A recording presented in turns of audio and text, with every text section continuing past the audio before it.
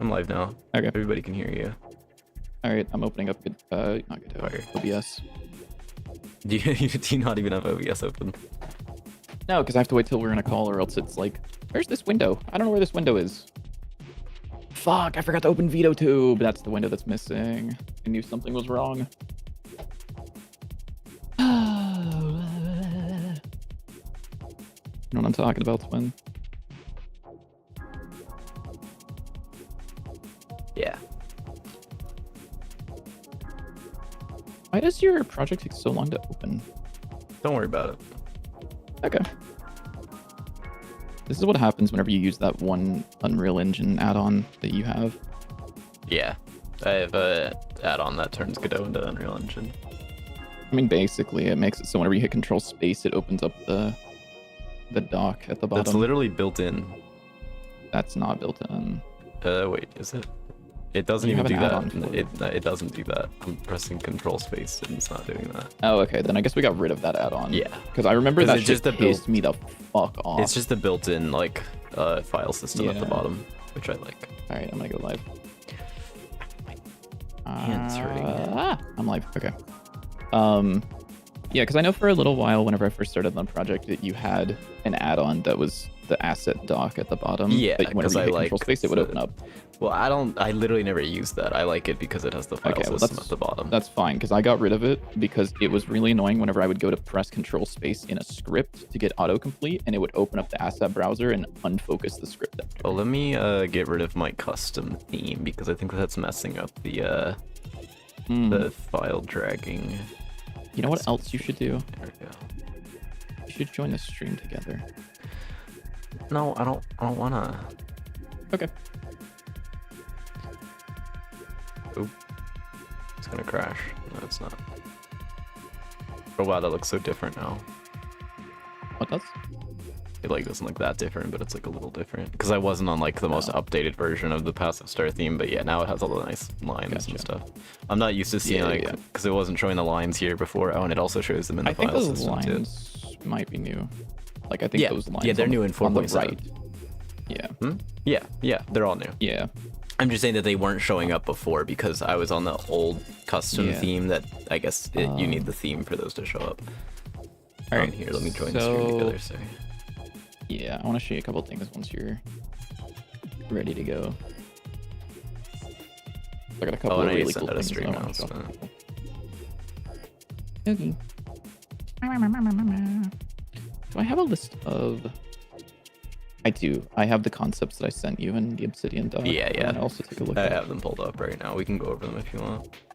Yeah, after. I want to go over some of the utility things that I added since the last time we streamed, because they're actually useful as fuck. Kind of.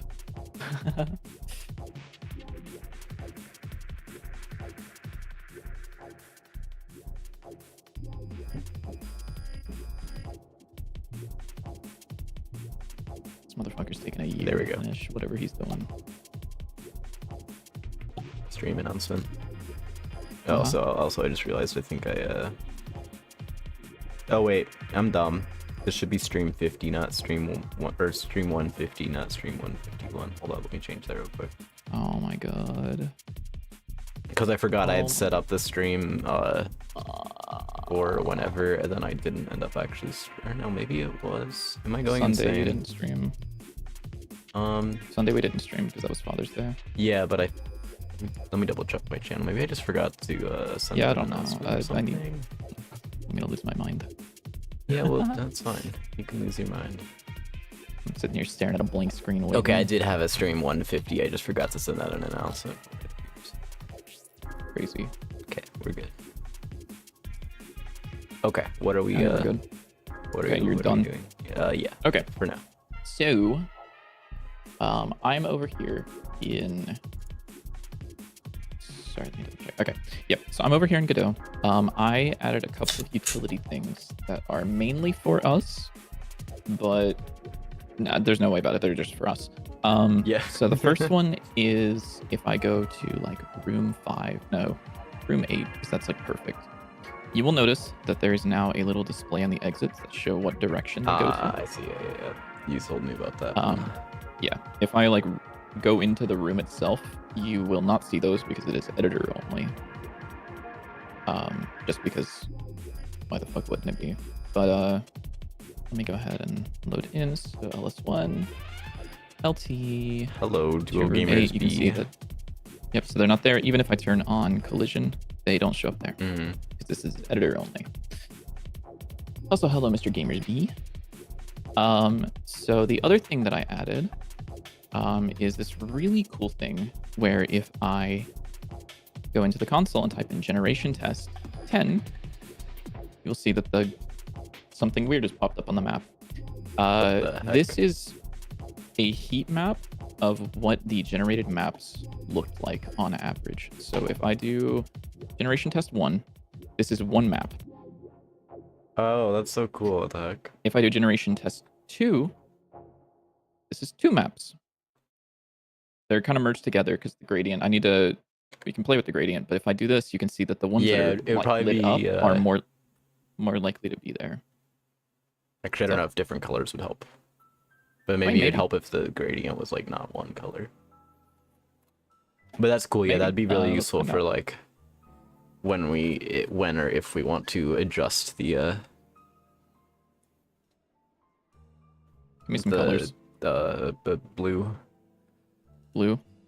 Okay, and green, okay, and purple.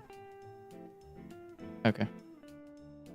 So if I run this now, look at That that. looks terrible. It looks gross. But if I were to run 10 of them, you can see that it goes from blue to green to purple based on how likely there is to be a room there Yeah, I see. over that amount of tests. So this is really handy for a couple of reasons. The first one being, like, you can kind of see the general structure of what the levels will be, which is just kind of like a lattice that kind of clumps around certain ones. It also shows us about the extent of what levels would look like. So if I generate 200 of them, this is about the range that levels reach. And so you can kind of guesstimate that if a room can make it down to here, it can probably make it down to here as well. Often like the far reaches of everything. It also means that level generation is no longer tied to going into a level. Because before, what would happen is we would spawn all of the rooms. Like we would get all of the scenes, instantiate each of them, and then we would go through them and then try to like piece parts of them together until we ran out of rooms to place or we ran out of places to put rooms. So the problem with that is that we are spawning all of the rooms in. So let's say that we had 50 rooms and we only wanted to place 10 rooms. That wasn't really a thing before. But now it can be. And also now the rooms are not spawned in until they are decided upon. With one caveat being they are spawned in the first time that it generates. Like whenever it picks the rooms, it will spawn it in, get a list of its data, and then free it. And then every single time after that, it just uses the data that it already has. Which is why if I generate 200 of them, you can see that it doesn't take super long. You know, there's a little stutter, 500 of them. There's a little stutter, but it's not that much because it's not spawning the rooms in. It's just using their data. Okay. I'm not sure I 100% understand that, but Yeah, no, it's okay. yeah. So Basically, it'd make it faster. That's all I need to know. Kinda, yeah. It basically is just like instead of getting the room in a ready to go state and then generating the level, we kind of generate the level and then we only put the rooms in a ready to go state once they are decided to be in the level. Okay. One of the reasons that this is so useful is because we're able to do these maps like this without spawning a bunch of nodes in and checking it. We just have the data already, so we can go through this, and it'll speed up generation like past the first time. It also, I guess actually, never mind, this one doesn't matter as much, but there's another really cool feature that I want to show you. So if I open up this run window and I type in verification, there's a room verification editor script. And if I run it, it will freeze for a second, for a little bit. It'll freeze for a bit, and then it's done. And so if I now go to my data folder, there is now a debug room verification.txt file. And if I open this up, here are the rooms that we have that had errors detected. So these you can see are the ones in just the data rooms folder, which means they probably don't matter because they're just, usually for testing things. And then you can see that it breaks it down on like a per folder basis. So room 1, it says duplicate exit detected, direction ID is 0. So if we go to room 1, right here, hey, look at that. This exit says it's a southwest exit, and this exit also says it's a southwest exit. But obviously that can't be true because one of them is supposed to be a northwest exit. And so we can update that. And if I were to rerun the verification editor script and then go back to here, I believe, yeah, so room 1 disappeared from this, which means room 2 also has an issue, which is the same issue. Probably because I it's kind of like a, what's up? So probably because it just got like duplicated. Yeah, it's probably just something we didn't notice because it wasn't super clear. Like it's clear that they're facing the right direction, but it wasn't super clear that they were the wrong up or down exit. Yeah. So, some of the other issues, or like some of the other things, you can see unable to instantiate as a room, which just means that this isn't using the room class. That makes sense. It's totally fine because it's a testing thing. This one also has issues, so it's kind of just like ignore these if you want. Otherwise, And the like tutorial level and stuff still works fine. Yep. I actually made sure of that because it was a bitch to get working. I did have to change some of your code, and I can talk about that in a second. My code is terrible. I basically just manually attached the rooms together. I mean, it's still doing that. Yeah, I assume so, yeah. Yeah, you can see the tutorial stuff still works. If I were to reveal everything, you can see there's all the rooms. If I go to this one, oops, that's not the AK. So this clears, and then I can still teleport, and everything still works. I did have to make some change, which is this thing.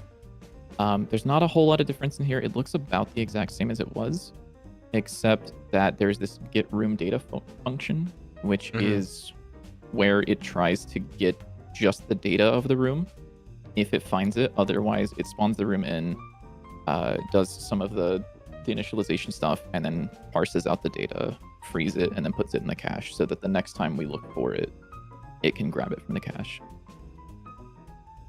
Because before you would spawn in the room here and then connect the nodes directly. But instead we are placing them and doing these connections here on the actual data rather than the nodes. And then once the level wants to get it, it will call get generated rooms, which will actually go through all of the rooms that have been placed and give you the nodes. All of that to say, room generation is just like faster. Okay. A little bit. I didn't quite understand. And smoother. But that's fine. Yeah, it's fine. Easier to edit, easier to work with, easier to test. You can also see one funny thing is if I run the generation test on the tutorial level, it shows the exact same really thing funny. because Yeah. because it doesn't matter what hard is it generator to you're using. change like the generator? Like if we want to change how room generation works. I mean, so it's just like that. Okay.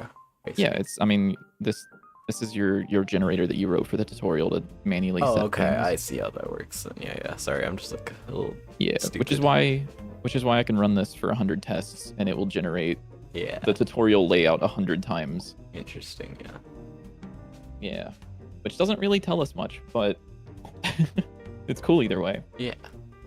Also, hello. Why do I always I'm just gonna call you Naga. I know I say that every single time. It's also been a minute since. What about Dioi? Doi. Was there something else that I added? Also, hello Let me see, Moaz. let me see. Cheese. Tua. It was a Oh, we're bunch hopping on Magic of- after stream, by the way. So I don't know about that one. be prepared. Let's Prepared? see. Like the new mechanic in I need you Magic the dead. Gathering Secrets of 6-7? Yeah, I think I need you dead. This debug stuff. What was this again? Reload shader. Oh yeah.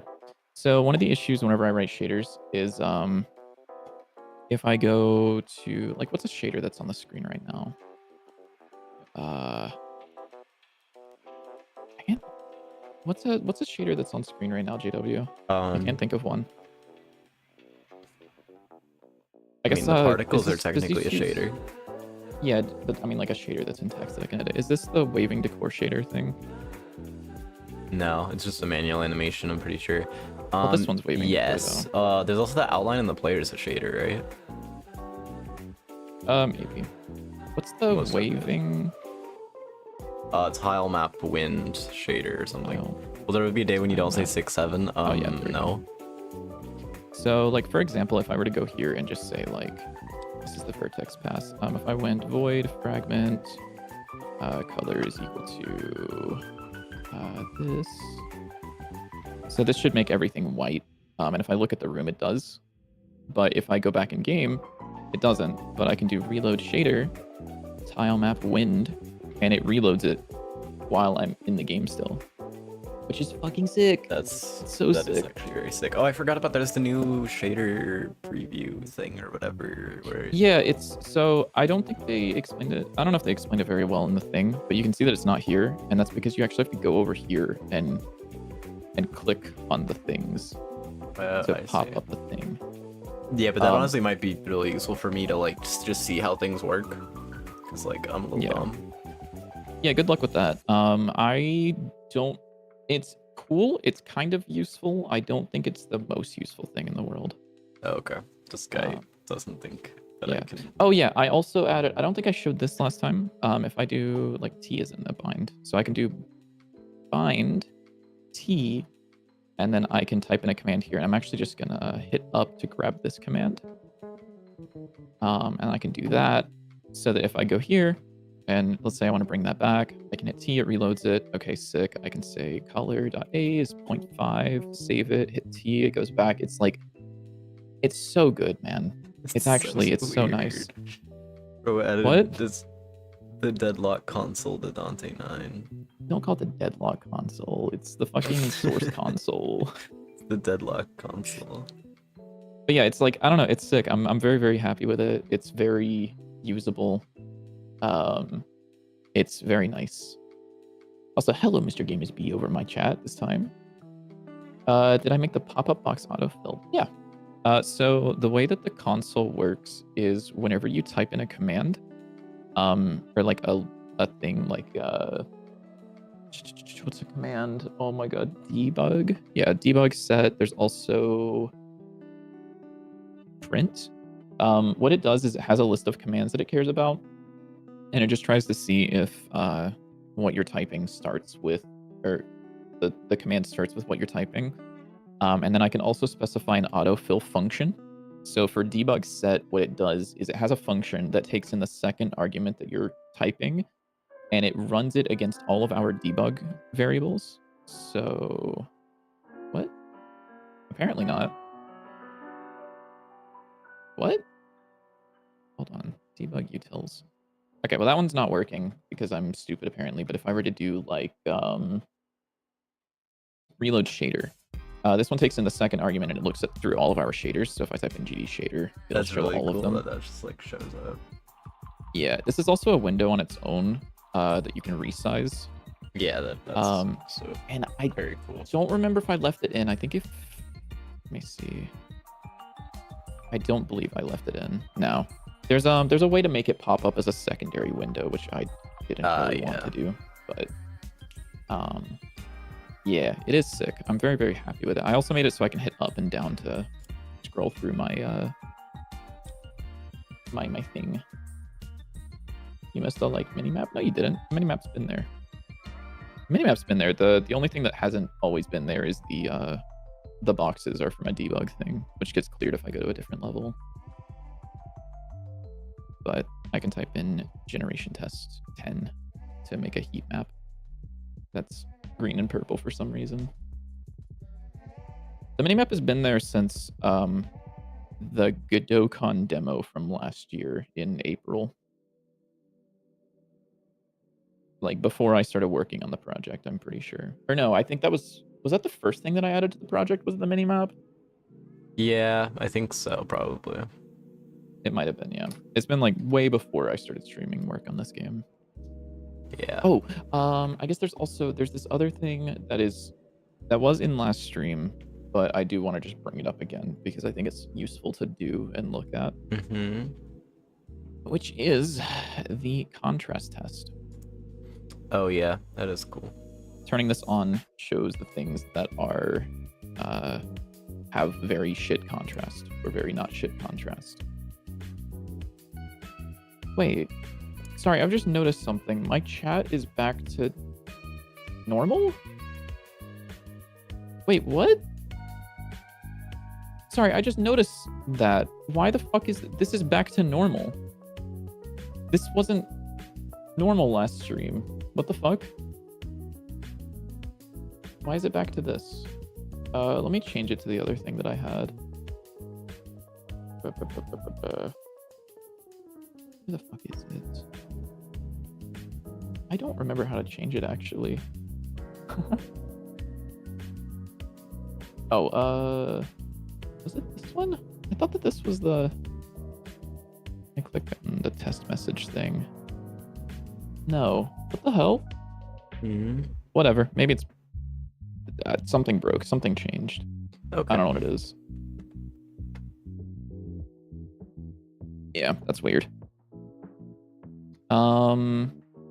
But yeah, this contrast thing is very nice for telling what is and isn't very easy to see. But yeah. One of the things that I think I'm going to focus on today is knocking out some of the elemental effects that I sent JW. So maybe we talk about that and go over that, unless you have anything else you want to talk about with the debug stuff I've been showing you, or any questions not really. about it. Yeah. Actually, I'm going to run real quick. That's fun. It's just one. Just one box. Also, I fixed the bug where you can do level select and then go to the hub and it doesn't crash. Ah, yes, wonderful. That crashed. Okay, so for the elemental effects and things, I don't remember when I talked to you about it, but just to give a little bit of context for people, JW had mentioned that you were not super sure what kind of synergies and things you wanted, but like you wanted me to kind of come up with some ideas because apparently that's something I'm good at. Yeah, because I'm not good at that. Something like that. Not necessarily that you're good at it, but that I'm not good at it. So. I see. Yeah, makes sense. So we have. I made a list of just like a bunch of shit of just like, here are some ideas that I feel like would be cool and kind of sets us on a thematic for the different elements. Mm-hmm. Have you had a chance to look at this? Yes, I did. Okay. Anything that you like, anything that you don't like? Let me look at it again because I don't remember what was on it. Okay, so the answer was no. That's okay. No, I literally looked at it like 3 times. I just like genuinely can't remember what's on it. Yeah. Phased I liked, or something like that, or like some kind of like mini shield. Oh yeah. I didn't tell you the inspiration behind that, but yeah, you can keep going. I can guess what the inspiration is, but what do you think the inspiration is? I mean, based by the name, and also I'm guessing magic, but maybe that's just because I'm like magic. It is brain. not magic. Okay, well, magic has phased in or phased out, so that's what I was thinking. Maybe I'm just cooked. I need a. I think so. Yeah. Yeah, I'm just cooked. Anyways, baseball bat Yeah, that's good. I think we already had that on the list. We did, yeah. Physical might need I don't some think nice we stuff, had but like I as think, much detail on it, but yeah, I think making physical more melee weapons would probably be good, and then we Yeah. could have like physical ends plus like fire or Yeah. poison or things like that would be like fire melee weapons. Mhm. But I think the phase is a good idea for making melee more useful. Yeah. So here's the place that I got the phase thing from, by the way. Mm-hmm. So this is in Terraria with hallowed armor. Whenever you hit something, it will give you a buff that makes it so you dodge the next instance of damage, and then puts you invulnerable for a couple of seconds before going away. Interesting, yeah.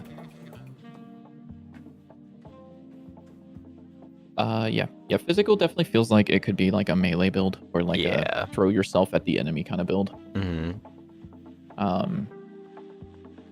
Because it definitely should, something like that I feel like should just interact more with damage, Yeah. like just outright. I do like the flying, knocking enemies back and making them have like a hitbox attached to them for Yeah, that would be certain amount of interesting time. to figure out how to do with certain enemies, but yes, I do like that idea. I mean, they all have like a knockback function, don't they? Yeah, no, maybe. Yes, they should.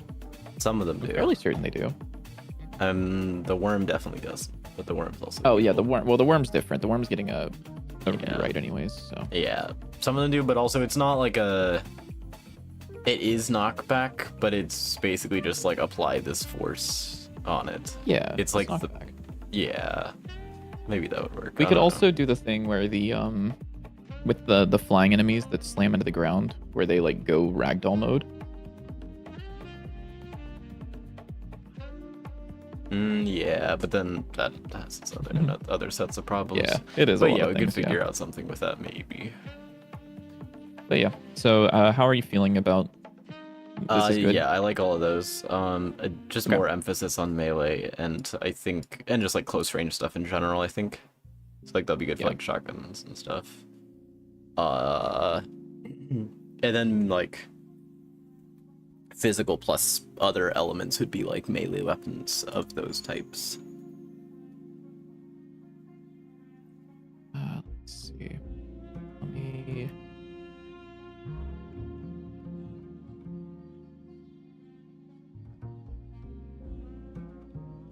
The other thing with physicals, we wanted to have a lot of crits. So like, maybe like a item that triggers phased on crit. Yeah. Things like that. Or maybe you could get like stacks of it, so you would dodge like multiple attacks. Maybe. Yeah, I definitely like the way Terraria does it, where it gives you just like a thing that blocks the next damage, and then you go invulnerable for just a little bit longer, so you have like some time to react to the fact that you no longer have that dodge buff. Also, hello, Liberty. What do you mean you're gonna? Who is we? The hell? Why am I being stolen? Did I make these? I did make these large. I don't know why this one feels less large. They're like about the same size, but whatever. Crit / direct damage, I guess, would be kind of like another part of it, where it's Yeah. just like focus on dealing damage rather than like interesting damage. Yeah. Yeah. For fire, so the. Hang on, let me bring this formatting all the way down. Playing Caves of Cud and fucking Obsidian with these keybinds. Anyways, so my thoughts. I didn't put this directly here, but I was Mhm. thinking that this would be more of like once you reach a certain threshold of fire, rather than just like when things are on fire. But I don't know if we want it to be like if something is on fire enough. There's a, it Oh, just you put goes the like- archetype thing under fire, and that should be under. yeah. Like I copied it because I'm gonna. Oh, I go see. through it. I see. I'm just like Yeah, blind I'm because gonna, I like- wasn't looking directly at your screen for like part of that. No, that's time. okay. Yeah. Yeah. So I was looking at my list. Yeah, I like the fire. fire. Yeah. What's the? Do you have like an input on that, or is there just? Fire? Let's see. Any skills? Because it can either be, it would either be like based on affinity, or it would be like just things with enough fire will just explode, or it could also be a relic. But I would imagine we kind of want like certain universal things that aren't based on relic. Yeah. If that way, it's kind of like you can kind of guarantee that this will happen because of this thing. So I don't know if we want this to be limited by an amount or a relic or what. I also do like this one a lot. Yeah, I feel like that could be the passive one, maybe. Just like every fire build is able to get access to this without rolling the relic. Okay. Because I feel like them exploding. Because with the fire, I would probably want to have them like drop fire on the ground. And I don't like. I think that's cool, but I don't think you would want to have every fire build do that, because that can like end up hurting you, and then people might not like that. It would definitely be like a high damage, like high risk sort of item. Yeah. And all projectiles convert to flame. It's an interesting idea, maybe. Yeah, that would definitely do something really interesting with like the bubble gun, because they would no longer be bubbles. They would be just things of flame. Unless we wanted to just like make them. I was thinking all projectiles would just like have styled. fire type instead. Like. Yeah. Good. Could do. Potentially. I'm trying to think. I feel like fire could use like one more thing. Yeah.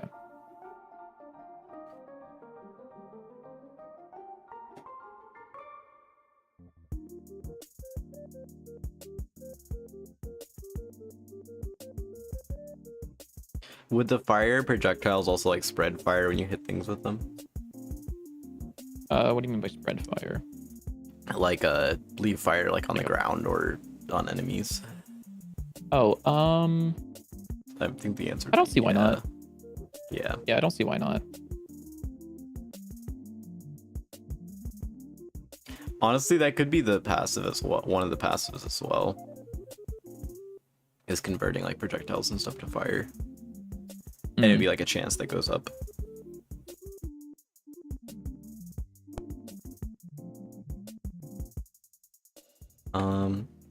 Yeah. I don't know if I like the piercing infinitely. Like maybe they just set things my on kind fire. of idea was with that was like it no longer is just like a physical bullet. It's like just like turns it into a fire bullet.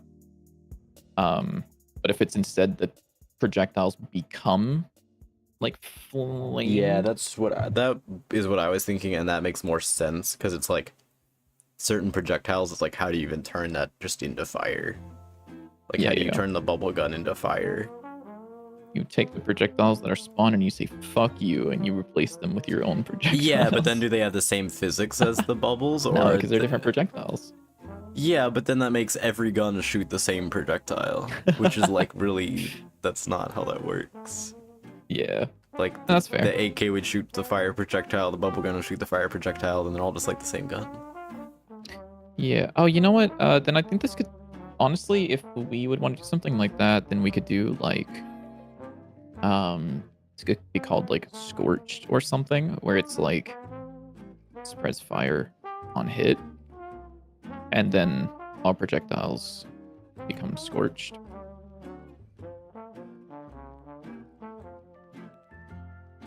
And just like have that be a thing. I don't think it would be all. It would be like a chance for them to, but yeah. I don't know if Scorched is a good term for that.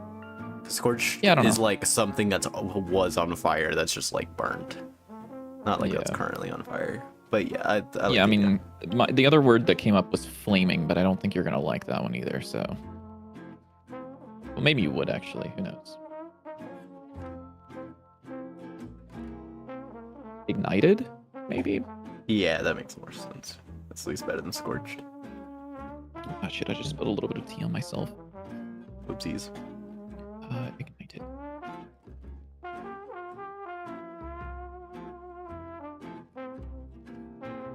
So for fire archetype, it would be just kind of like, what would you say is fire's archetype? It's just like AoE damage. Yeah, AoE, definitely AoE damage. Yeah. Yeah, I think I like that. I guess also for scorched projectiles. Or sorry, not scorched. I don't know why I call it scorched. This is bad. For ignited, it could also do a little burst as well whenever it hits something. Yeah, like a little AoE kind of fire thing. Yeah. And you Does know like what? a little burst on That terrain would hit not or enemy be hard hit. to do at all, It wouldn't because be. we have the thing where it spawns something when it hits. It spawns Yeah. a scene when it hits things. Because I added that.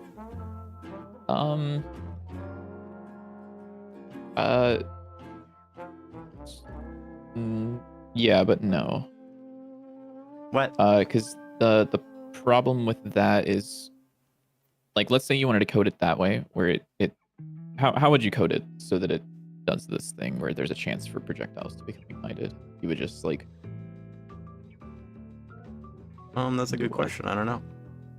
because my thoughts were you would use one of the different ways we have to listen for events rather than attaching it to the projectile and spawning it through the scene spawner thing. It would either be like Yeah, maybe. something that listens for an event, like, oh, this thing hit, this thing is scorched. That way we could have it attached to the attack. The only thing that I'm thinking of is that it might want to also like adjust the visual of the projectiles so you can visually see which ones are ignited. Yeah, we can attach a component directly to it as well that handles that does the I guess, visuals yeah. and the reaction on hit, because Mhm. then it can get a reference to the projectile, and anytime it hits something, it'll emit a signal or whatever. Interesting, yeah. So we can do that. Yeah, spreads fire on hit. Burst. Spreads fire. And burst on hit. Yeah. I like that. Yes, I think it's like So- kind of AoE burst damage.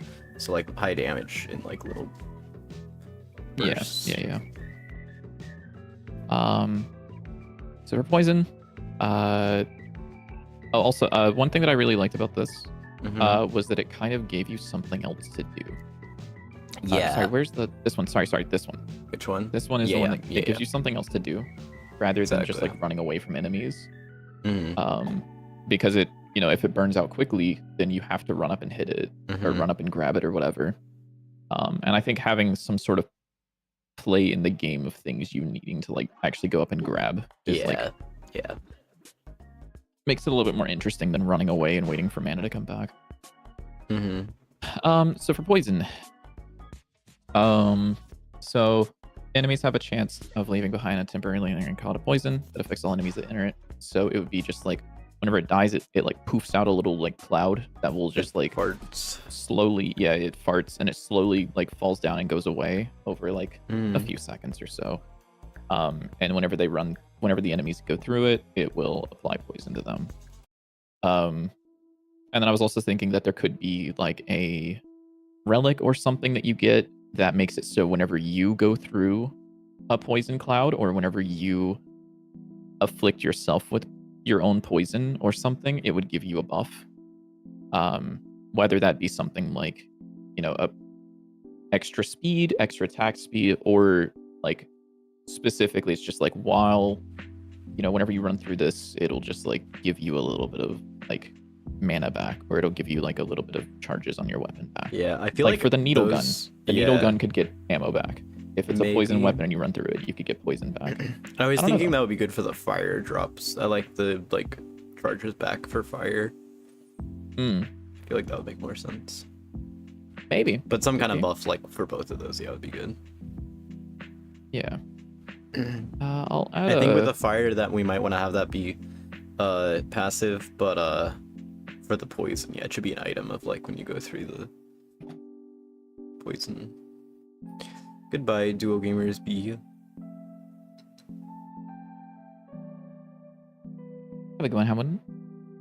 What the fuck did I just say? Have a good one. Have a good one. I don't know. Have a Yeah, good that's one. okay. Have Yeah. a wawa. Have a Wawa. Wawa. Gotta have a Wawa.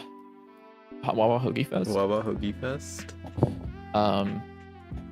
And the other thing, so for the poison enemy or poison weapons, I was thinking Toxic Sludge is just like something that you can do where you just like shoot goop at someone.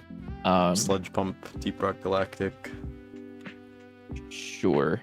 But yeah, I was thinking that if this misses, this kind of does the same thing as the fire one. But like you miss and it just like leaves behind like a little pile of goop that goes away, but like it will poison enemies that go near it. You're still showing bits, yeah, because we're just going over like the notes and stuff, so yeah, that's fine. Yeah. But yeah, I was thinking like these could land on the enemy, which would give them a burst of poison, and then also act as like a source of your own poison for a little while. Yeah. I don't know how you feel about that. Thoughts, prayers? I'm not the biggest fan of like them acting as a pile of goop. I feel like it should just be like a burst of poison and that's it. Mostly because I feel like that'll be weird to implement and like make sense. Okay, yeah.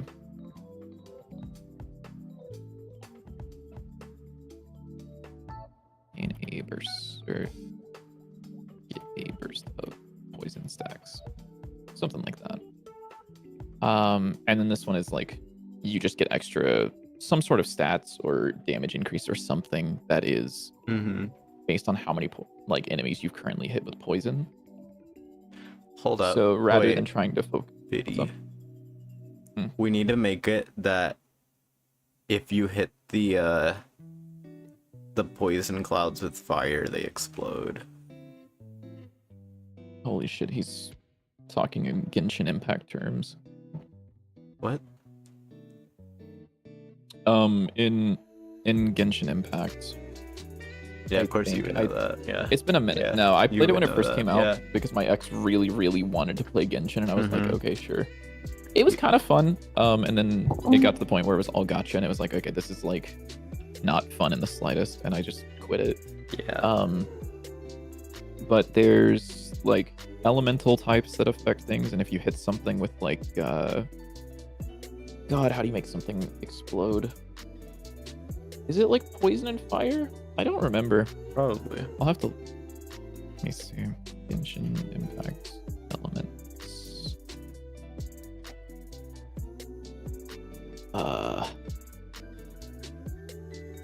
Elemental reactions. Sure. If you do poison, or not poison, sorry. If you do fire and lightning, it does a little explosion. It's such a weird called combo. Overload. There's here people have made a thing here with all of the combinations. Interesting. So apparently that's something people care about.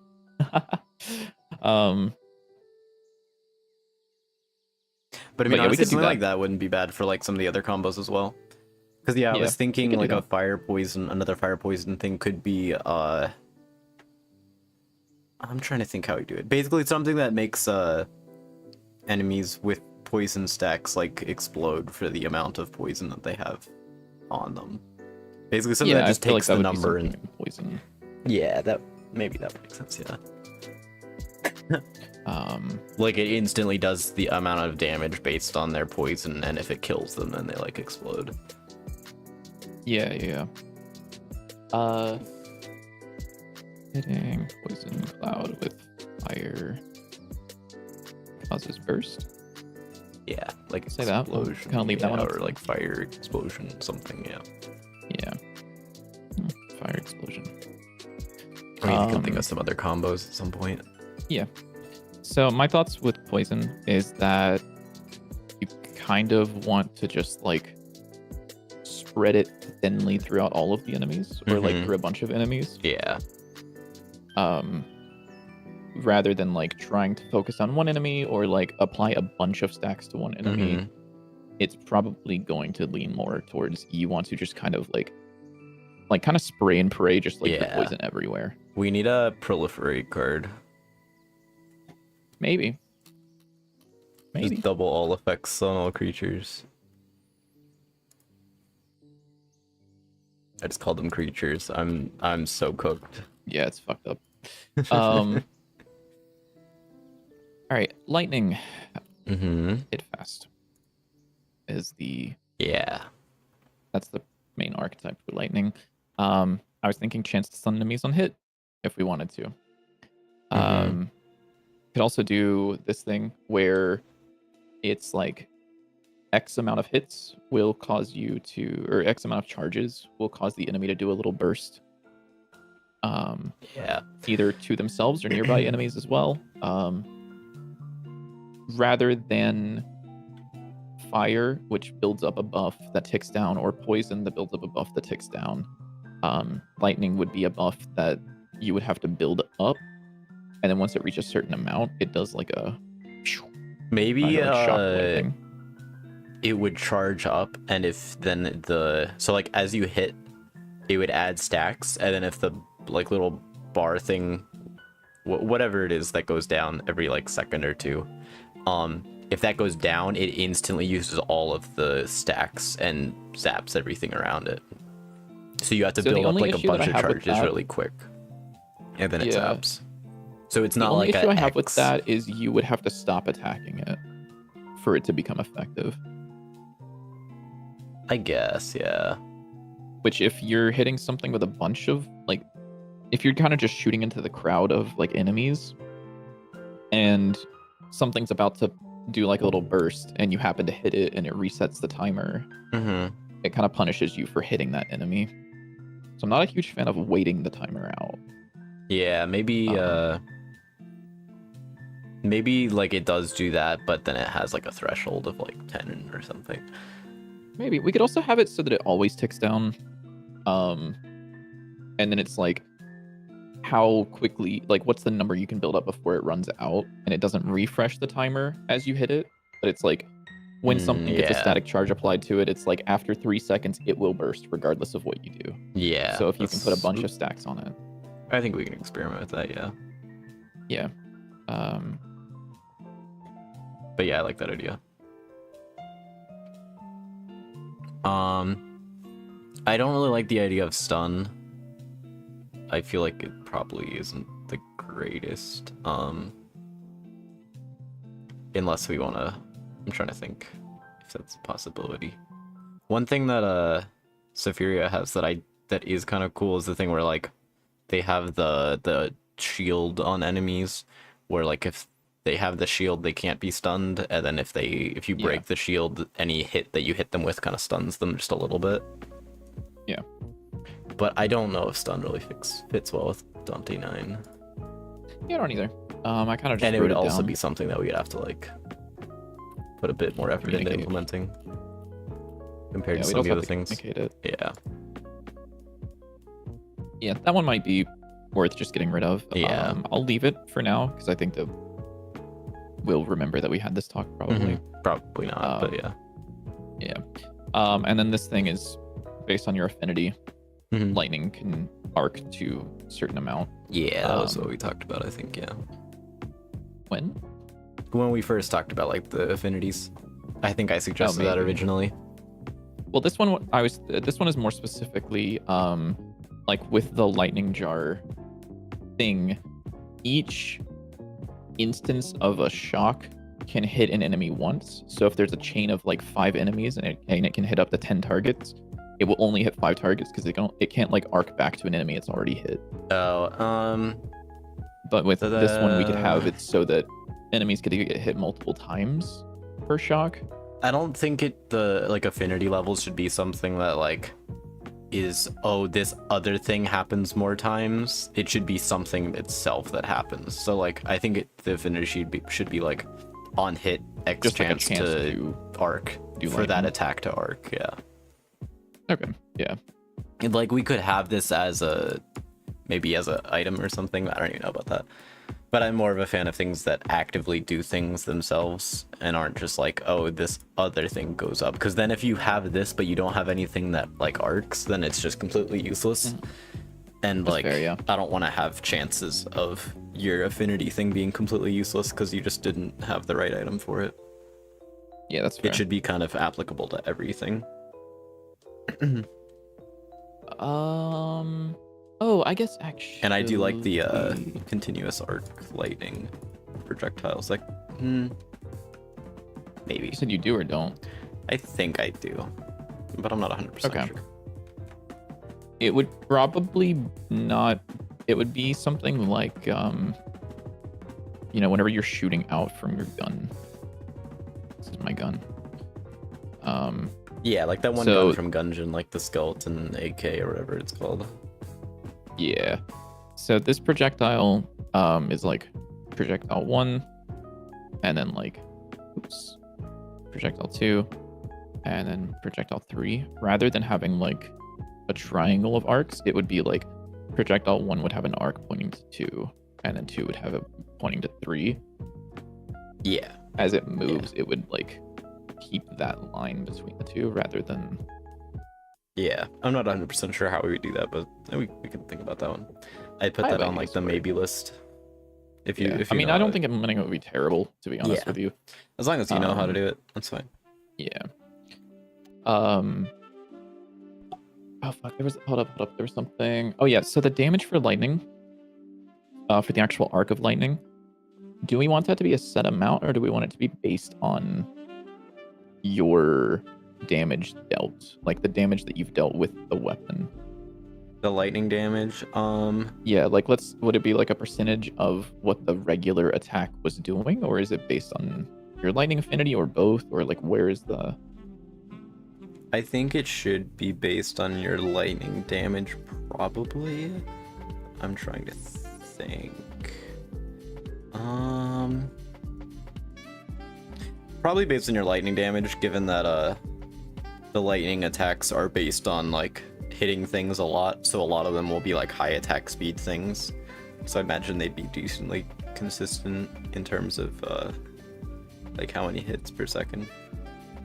Yeah. Do you know a better word than lightning arc? Oh,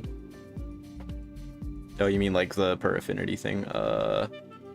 Like because I've got like phased is like this thing, and then like ignited is this. Like I'm trying to think of like this spawns like I guess I could do like bolt, I guess, but Yeah. Lightning bolt. Wait, no, that's a magic card. Hold up. yeah, I'll just say bolt for now. Bro's about to deal 3 damage to any target. Sorry, No, that's okay. it's a magic reference. Did you Yeah. know that I'm a big fan of magic? Unfortunately.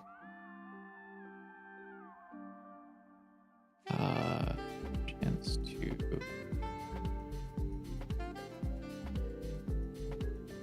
spawn bolts. I guess we'll just say spawn bolts from hidden, whatever. We know what that means. Anyways, and then Doom. Doom is an interesting one. Which is, I'm not 100%. Oh, was there anything else for lightning? I don't think so. It's just hit fast. Does that It's mean you're just gonna do a hit fast. magic stream? Yes. So, yeah, we're streaming Probably our not. magic I game hope not. tonight. Nope. So for Doom, I came up with this idea of a ghoul, which would just be like a little, like, let's say this is Dante over here. That's Dante. What was that? Dante? Yeah, and then there's like a little dude here, evil horns. And whenever Dante hits him with a projectile, what it would do is it would spawn a little dude here, like a wispy kind of thing, that would like know its target and would seek out its target over like a distance. And whenever it hits, it would deal damage and then disappear. Yeah. Kind of like I can't actually think of anything that does that in a game that you've played, to be honest. That's fine. I was like, oh, like League of Legends, but But it would just deal damage, probably based on your affinity. but we'll see. And so that's kind of something that I would think would be like something we could reuse between a lot of things. Yeah, I like that. That's one thing. Yeah. We probably should have something like that. I mean, I guess we kind of do. We have phase for physical. For every fire has fire explosions on ignited. Hit. Yeah, ignite. I think more like the fire on hit. Oh, like the more common like things like that the can AoE spawn for each one. Yeah. Yeah, it makes sense. Like lightning has the bolts. Yeah, lightning has bolts. Poison has the clouds. Or Yeah. sludge or those. Yeah. Yeah. Because that way then we can have other items that are like, oh, for each ghoul that you have, do this thing, or for each bolt, do this. Yeah. Or it could be like whenever you spawn a ghoul, instead spawn 2, or like whenever you an extra ghoul. create a token, create create a token if you have an plus a equipped 1/1 frog creature, creature token. Yeah, you can also, if you have a You can pay what would 2 Mirror to Mind do for sacrifice a Jackson? frog Wait a and put a minute. 1/1 counter on Dante. All right, buddy. And for just like a simple weapon, it's just like a close range scythe that insta kills enemies. Yeah. Based on I I don't know if we want to be based on like your current Doom affinity, and this would increase your Doom affinity, or it would be like, I don't exactly know what this does, to be honest. we were think gonna we have want the some sort of harvesting Doom thing. effect that like does the thing where if they're below a certain health, they instantly die. Hmm. So I'm not sure how we would want to do that. I don't either.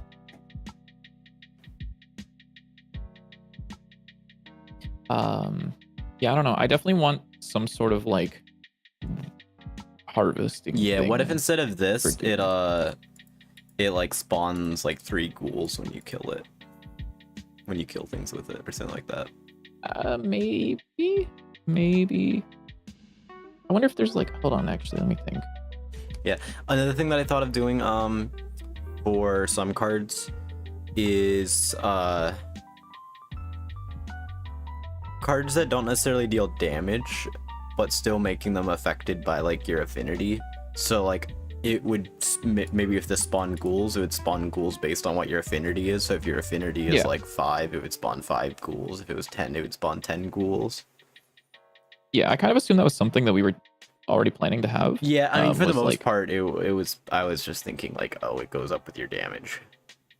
Yeah, or like energy drink would be like increases your attack speed based on what your lightning affinity is, Yeah, that's a good point. or like the duration of it would go up based on that. Yeah, Things like that. that's I think are good. that's actually a really good idea that I didn't think about. I'll write it down. But that just makes Whatever the lighting is. makes those kind of items scale a lot better, because rather than just being like, oh, it's a consistent speed increase that like never gets better.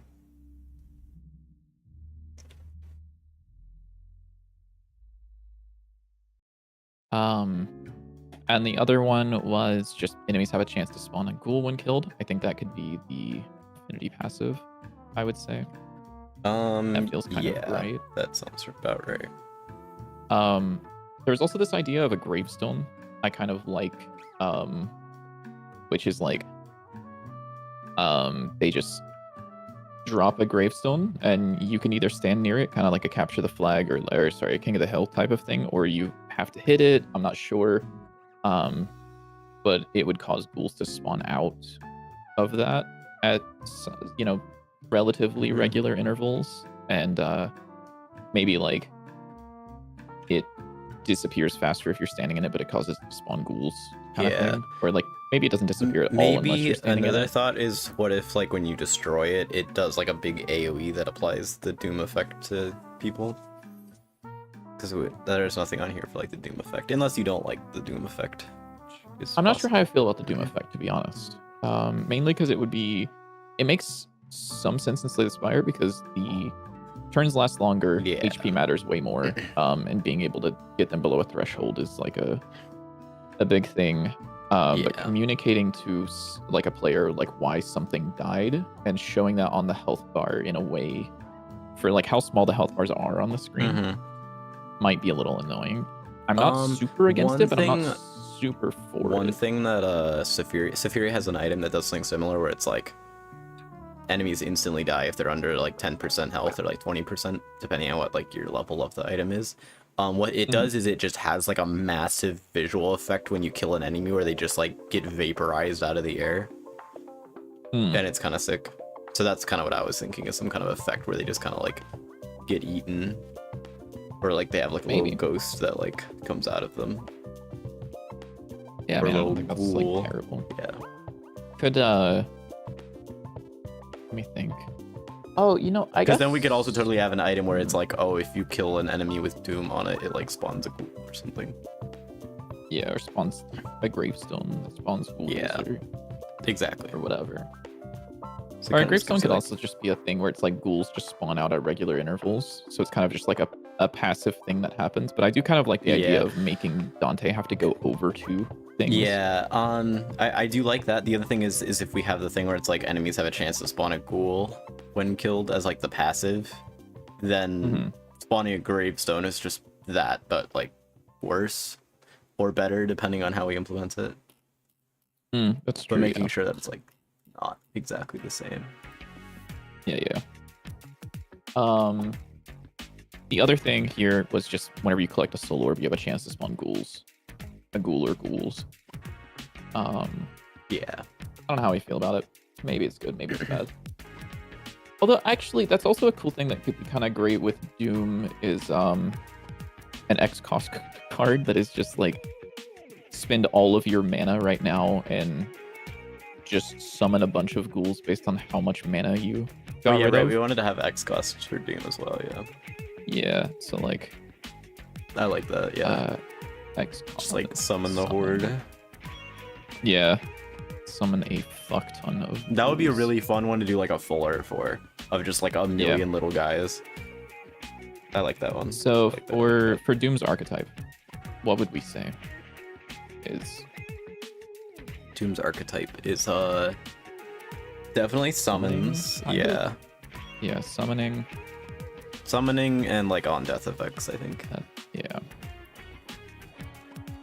Although they all kind of have, at least like fire and poison also have on death effects, kind of. Yeah. But yeah, I think we can have more on death effects. Or I would say like overlap death soul effects, because like they kind of have the same. Death. Sorry, what'd you say? And like soul effects of like the orbs. Yeah. Did you decide what fire would be? Yeah, it's AoE. Like red from Magic the Gathering. That's what?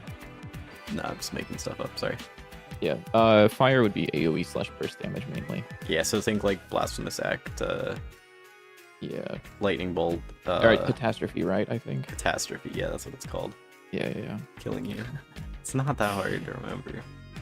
No, I mean, I didn't forget it last night. I had the card in my hand as I was saying that last night. Yeah, I just wanted to make you guys think that I didn't have it. Is there a card called Catastrophe in Magic? There probably is, like almost certainly. There is. It is. Oh my god. What? Oh, is it the? Wait, let me guess. No, I'm thinking a different one. What are you thinking about? Is it the one that destroys lands? It is. Destroy all lands or all creatures. Dog, I'm so good. Cannot regenerate this turn. So good. Yeah, a little bit. This might have been the worst thing. I should not know that. Oh my god. What? Sorry, I want to point something out. So the legality of this card is insane because it's not legal in standard or most formats, but it's legal in Commander. Yeah, like if you roll up to my Commander match and you play a Catastrophe, I think I'm killing you on the spot. There's like a lot of nasty cards that are legal in Commander. I think I'm killing you on the spot. There's also 6 mana wipe your lands off the board. What is it called? Something with blue an A. White. ACAB includes blue white, by the way. Oh, what is it? Huh? It's not Annihilate. What is it? It's something with an A that's like the same thing where it's like blow everything up. Armageddon. Yes. It's Armageddon. That's Is it what actually? it is. Yes, it is Armageddon. Oh my god, that's crazy. I don't know this card. I was Thank like, you. I the knew it was word going with an Armageddon A, feels and it was like like it's right. word with that starts with the A that Oh my god, blows it everything is. up. Holy Yeah. shit, yeah, it's just It's just Destroy all lands. That's the one I was thinking of originally, but I was like, Drop. no, it starts with an A. It can't be Catastrophe.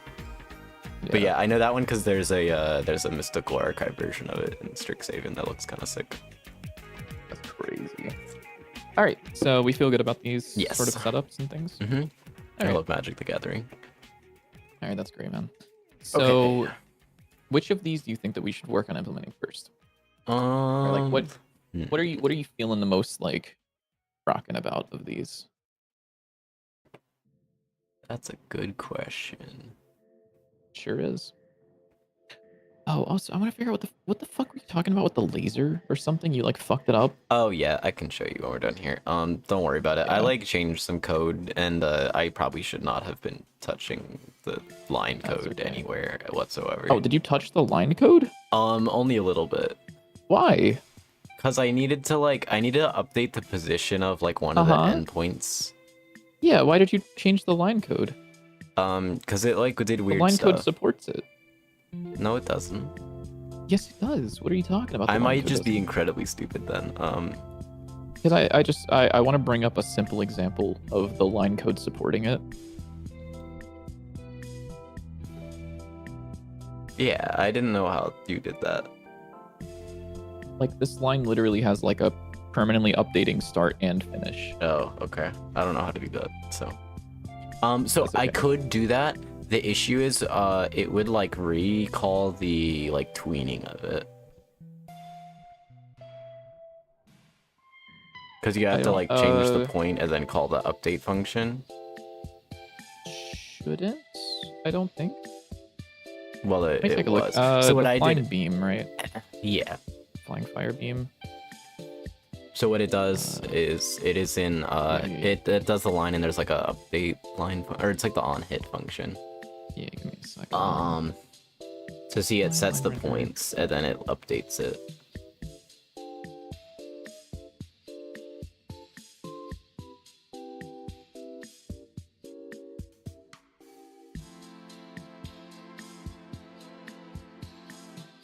So what I did is I added a thing that a bool to make it not do the tween thing there.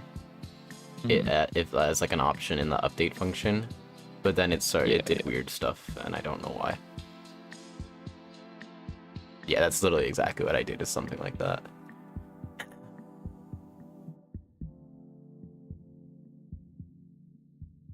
Yep, that's exactly what I did. I can just show you right now what it's doing on my end though, because it's doing like weird stuff. I don't know. Yeah, maybe. Let me see. Here, I'll look at it and see.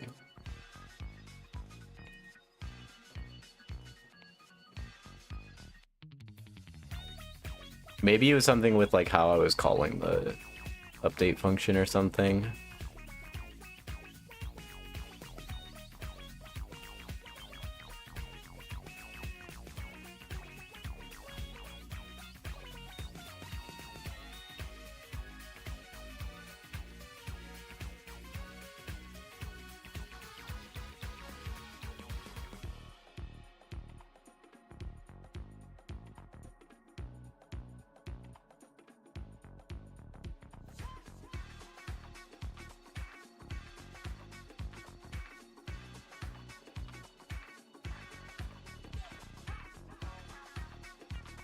He's not in here. What's he called? Beam enemy, flying beam enemy. Flying beam enemy.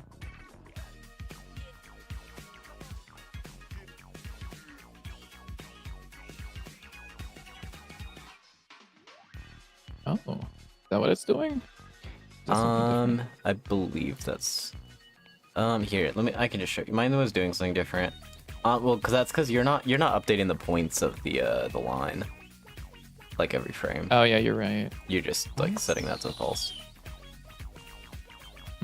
So mine almost works. You'll see. I'll see. Mm-hmm. Okay, let me put you on screen. I'll make sure you're not sharing video vision anymore. No, I'm not. I made sure to turn it off. Cause ain't nobody want to see that. Just kidding. True. No, it's not So true. So true, Queen.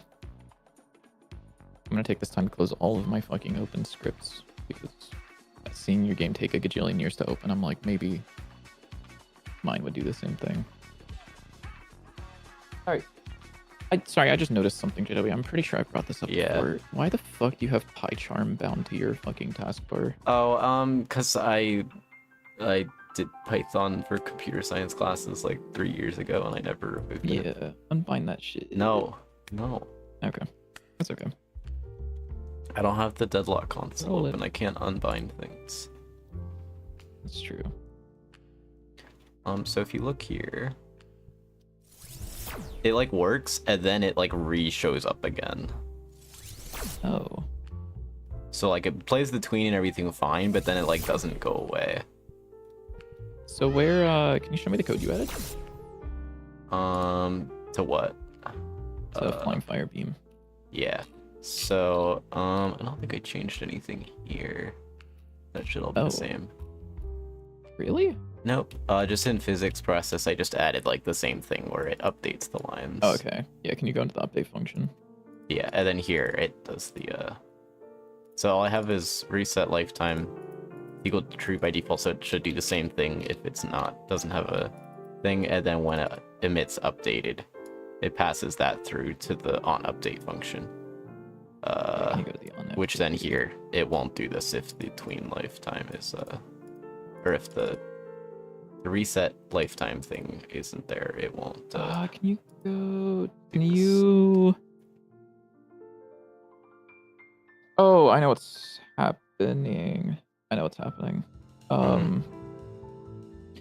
you go to the update function of the sprite line? Yeah.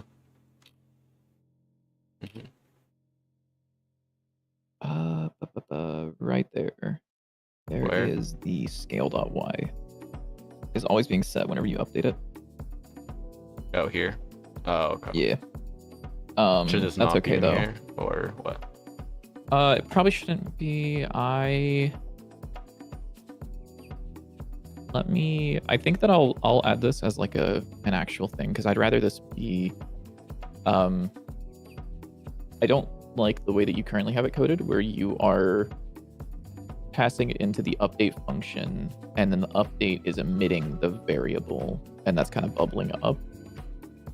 Because I think in most cases, you would probably just want to set the variable and forget about it. Yeah, I get what you're saying. So yeah, this I just thing where it really would be had no like- clue what any of this was doing, and I didn't know where to put it, so I just put it like in there to Yeah, no, that's try okay. it out. Yeah, So- yeah. I can.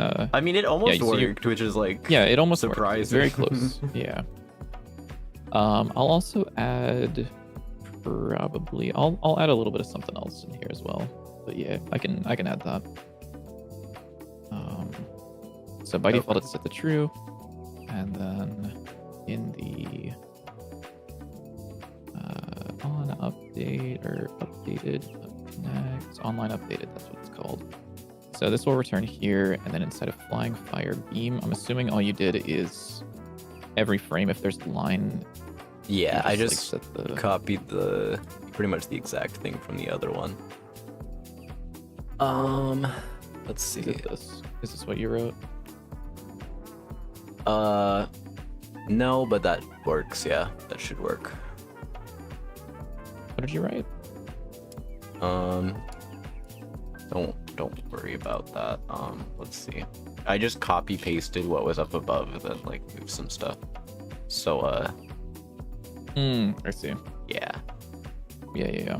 So I saved so the end position whenever. So I did actually change something in the on hit. I save out the end position.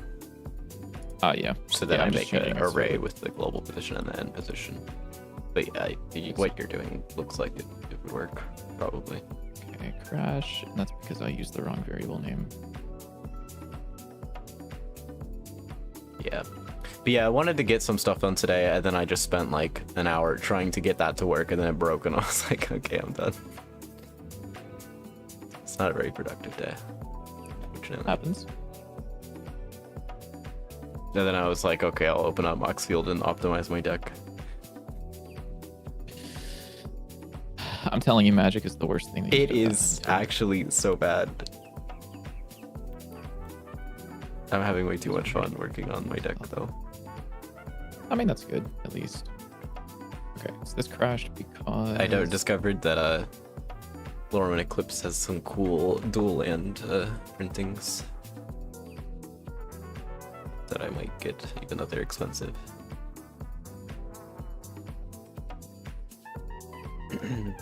Because no, seriously, sorry, I probably should just like buy the cool looking cards instead of buying like $50 collector of gambling packs. for Yeah. Yeah. Any such... Yeah.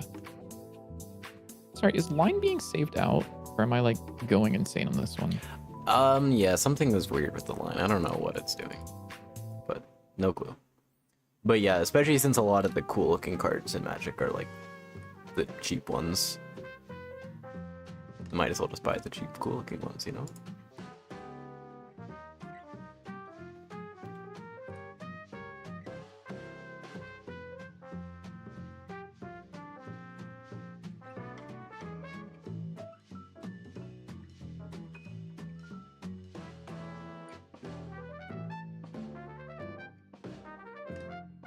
Why is that not updating? Am I going insane on this one? What the fuck?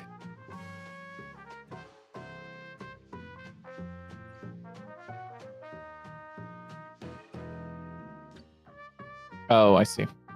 I see. It's because it's not hitting this, which is fine, mostly.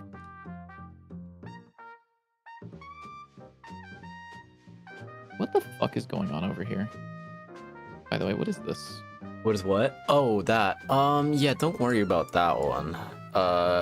It's for the glow thing on the beginning and the end glow things, the little dots, because they have to sample the line to match like the scale and alpha and all that, and it has to do it for each of them. So it's like, it's just music looking, you know. Why is this one different? Hmm? Where does this one differ? Why did that not highlight? That was weird. I don't know. I also need to. Just do this. You could also do Is this the right thing? I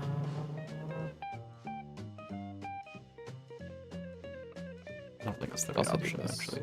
That makes it a little bit simpler. That way you're not setting all of the variables to the same thing. You're sampling it once. And then setting all of their values like so. Yeah, I see what you're doing, yeah. You can do that. Also, I think I replaced the wrong thing. There's also a size sample there. Yeah. That's why it was fucked up. But yeah, something like that. He's also rather needs copying all of the lines directly. I need to make these hide when they spawn in because they like show up for a second. Okay, there we go. Yeah, that works. Why are we not? My computer is so slow today. Almost Computer. like I'm on Windows.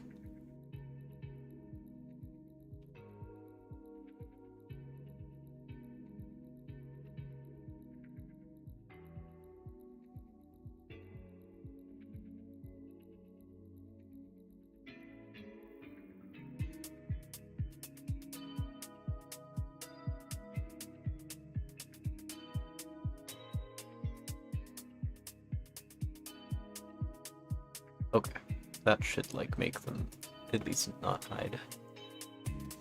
Or that should make them hide when they spawn, and then not hide when they unspawn. There we go. I got it working. You got it working? Yeah. Let's go. Which he's not really moving, but he's kind of moving. Yeah, you don't have the knockback on your end. Oh damn, bro. Bro's got a crazy fucking.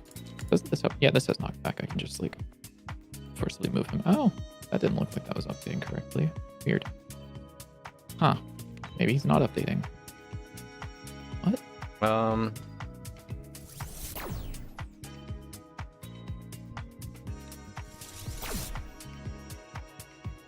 If you have like the updated beam code, like I can test it with my or the line code or whatever you did. Yeah, sure. I can. Because my like the knockback and like updating it works. It's just that the It does the weird thing where the line stays after. Yeah. Oh, never mind. You just, like, I am did it just wrong. stupid. Sorry. Yeah, Yeah, I did it wrong. Yeah. Yeah. Because the thing that you were talking about. Why the fuck is this not? Why is this not running? This should be. Is it running. below the thing where it returns? No, and that's the weird part. What's not running? Oh wait, I'm not in video vision. No wonder I can't see it. I can only see it if OBS can. That's crazy. Oh. What? Oh, while you're fixing that, I need to run to the bathroom real quick. I will be right back. All right. Good luck.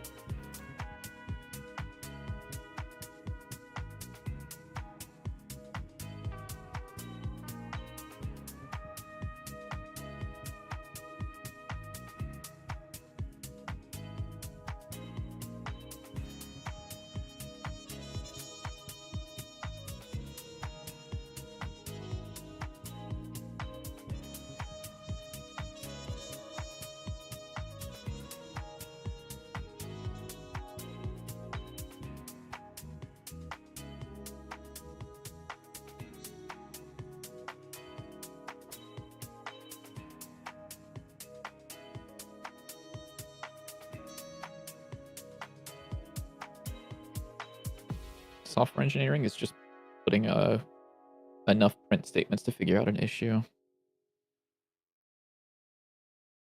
Why is this not? What? So if not line, we create a line. Otherwise, you see points is this. Does points ever get cleared? I didn't think so. Sure fucking doesn't, as far as I'm aware, at least.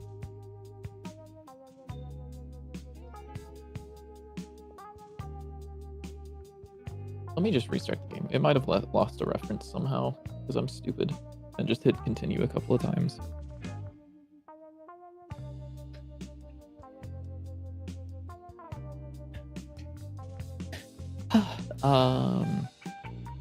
Oh, also one thing for anyone in chat that I know a couple of people have asked me about unit testing, and I actually think that the map generation thing would be a great place to do unit testing.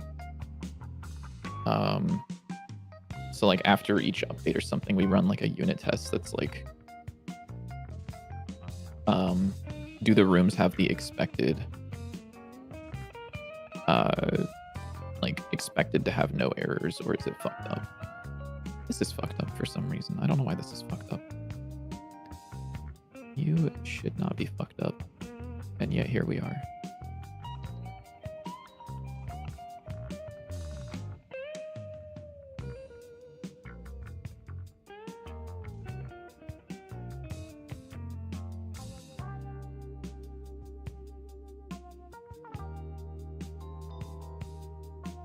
Okay, so there is a line too. Points is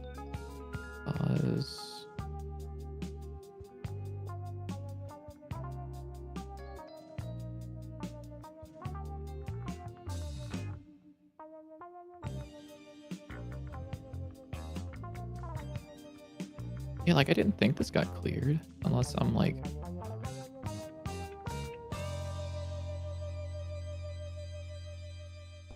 Okay, I'm back. Sorry, I got distracted by a Northern Lion Counter-Strike TikTok. what? Hmm? What? You said you had to go use the bathroom. Nah, I lied. I just wanted to watch TikTok. That's crazy. No, I'm kidding. That's actually insane. Nah, it's not. But I mean, it was Northern Lion, so like if that did actually happen, it would make sense. Oh. Anyway, did you figure out the bug? Oh, Mhm. yeah. I figured it out. Hold on. I think I figured it out at least. I forgot how this code worked. Oh, that's funny. Yeah, a little bit. So hold on, where is instead of doing this? So line is the line itself, whereas the line renderer also has a points thing on it. Lol.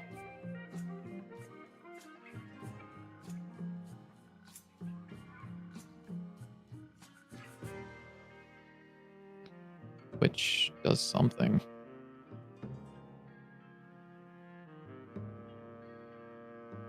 We don't have like a utility to give this guy invulnerability, do we?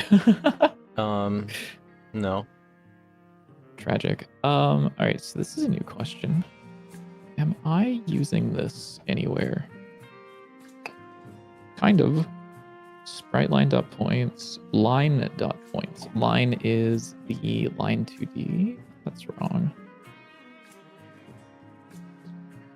What the fuck? The line renderer has a thing as well. Best promotion? Hey, it's not AI. It's not AI viewers. Hold up. Best promotion. Might be better. Damn, bro. Fuck, man. I'm so happy that there's a promotion offered. I was just like, I was really trying to get my Lawbot suit leveled up. So I'm really happy that I'm eligible for promotion. Is this a Toontown reference? Why the fuck do you know that? I mean, no. No, it's not okay. a Toontown reference. What if they did a Toontown secret layer? Oh, that would be sick, but they definitely couldn't. Yeah. They 100% could not. I put like 2 brain cells of thought into that, and I was like, wait. Yeah. No. Yeah, no, they 100% could not put a Toontown secret layer because Disney would fucking kill them immediately. Also, the community would kill them. Yeah. There was a... Imagine if there was just server. a Disney magic set. They do a crossover with Lurkon. Gross. I think I would die. There was a Toontown private server that a while back wanted to put themselves on Steam, even for free, which everybody in the community fucking yelled at them and said, do not fucking dare. Because if they did that, then Disney would have to get involved. And we didn't want that because that would be fucking terrible. Yeah. Because like I think technically it might be Gray Line, but I actually don't know. I think technically Toontown private servers aren't allowed to exist. However, because there's no money being made off of it, even in terms of donations, Disney doesn't go after them. Yeah. Which is very good. I don't know. Like that seems so weird to like not even be allowed to like make a server, but I guess it probably makes sense. Well, because it is their IP. Yeah. Technically, under IP law, even if you upload a Let's Play on YouTube, the creator of that IP can get your video taken down. Like, yeah, that's not fair use unless it's like a criticism and like specific fair use things. We should take down every video about Dante 9. No. Yeah, sure, dude. No, don't do that. Whoa, is that little DC? Hello, twin. Anyways, which one of these things do I want to work on? Maybe the ghouls sound kind of fun. Hold on, I'm gonna copy this into a Visual Studio Code thing so that I can actually fucking read it without it being light mode jump scare. But can I donate to Toontown Rewritten? They don't accept any form of donations or payments. Not out of respect to Disney. Their goal is to preserve whatever, and not to take any kind of profit. That should be going to the Walt Disney Company. That is them saying, no. All profits belong to Disney. We don't take anything. No, we don't. And then it's like, how is the game funded without payments or donations from players? And it's funded by the team members to keep it online. That's it. There's no donations, no nothing. They cannot. Yeah. And they're making sure that they don't. Also, hello, little DC. How's it going? Kind of silly.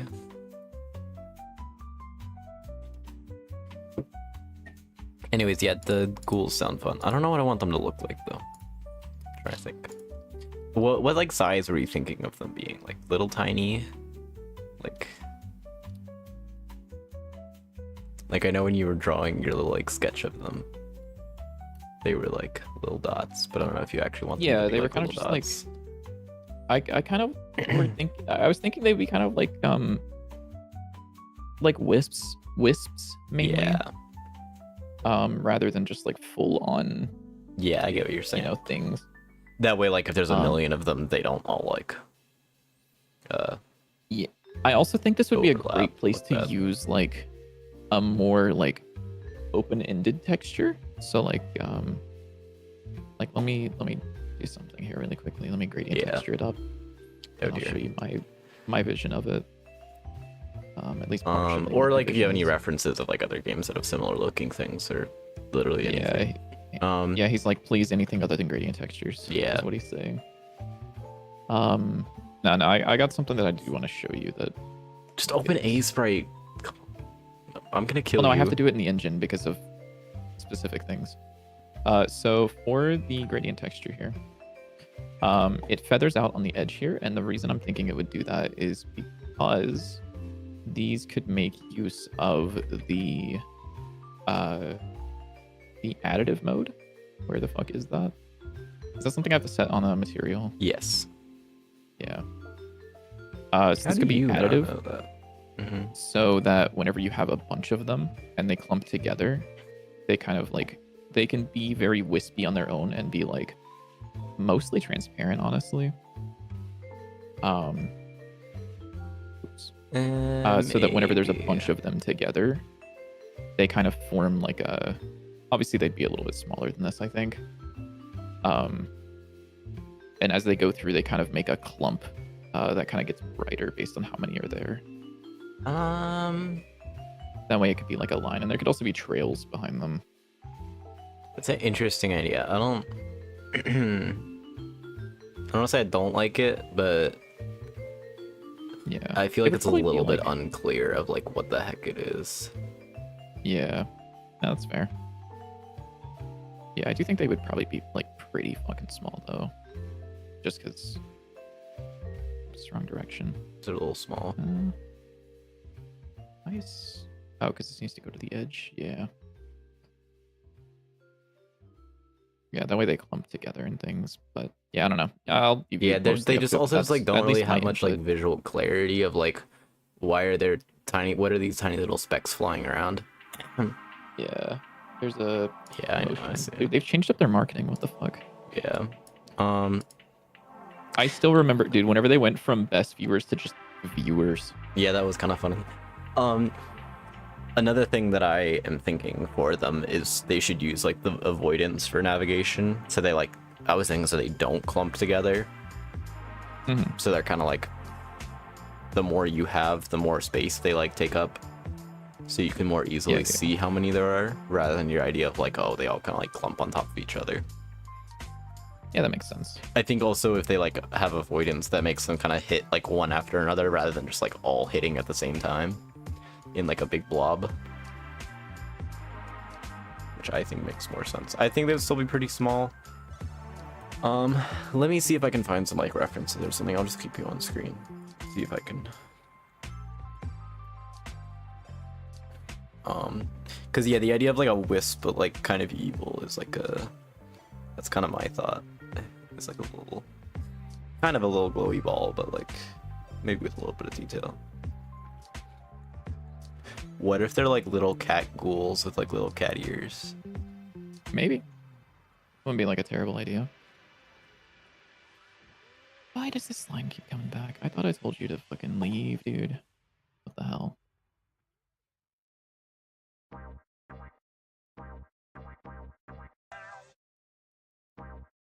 So create sprite, handle line tween, scale. Yeah, like I actually don't know why. Or like little mini skulls could be good too. Could be.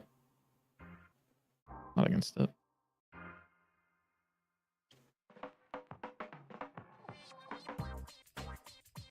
What? Huh? Who the fuck? Which one of you is it? Which one of you is it? Yeah, I kind of like these. Hold on. Who smelt it, dude? Let me Wow. try this.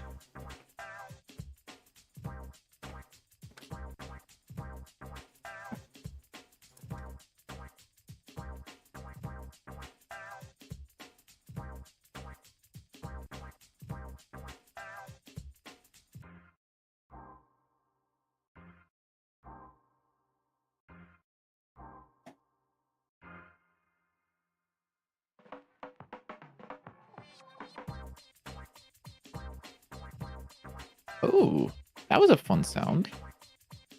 Hmm. Did it make a fun sound? Yeah, I have it in slow motion. I forgot I was debugging something because I heard the slow motion sound of it Yeah.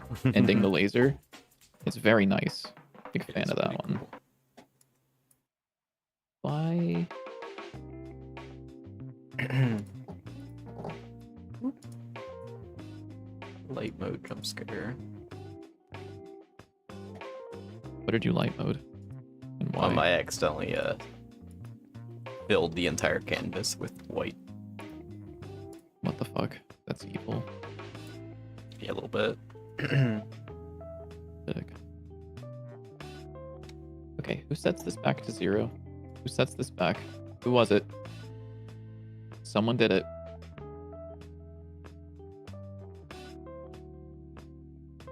Let's see. Line fire beam, line 2.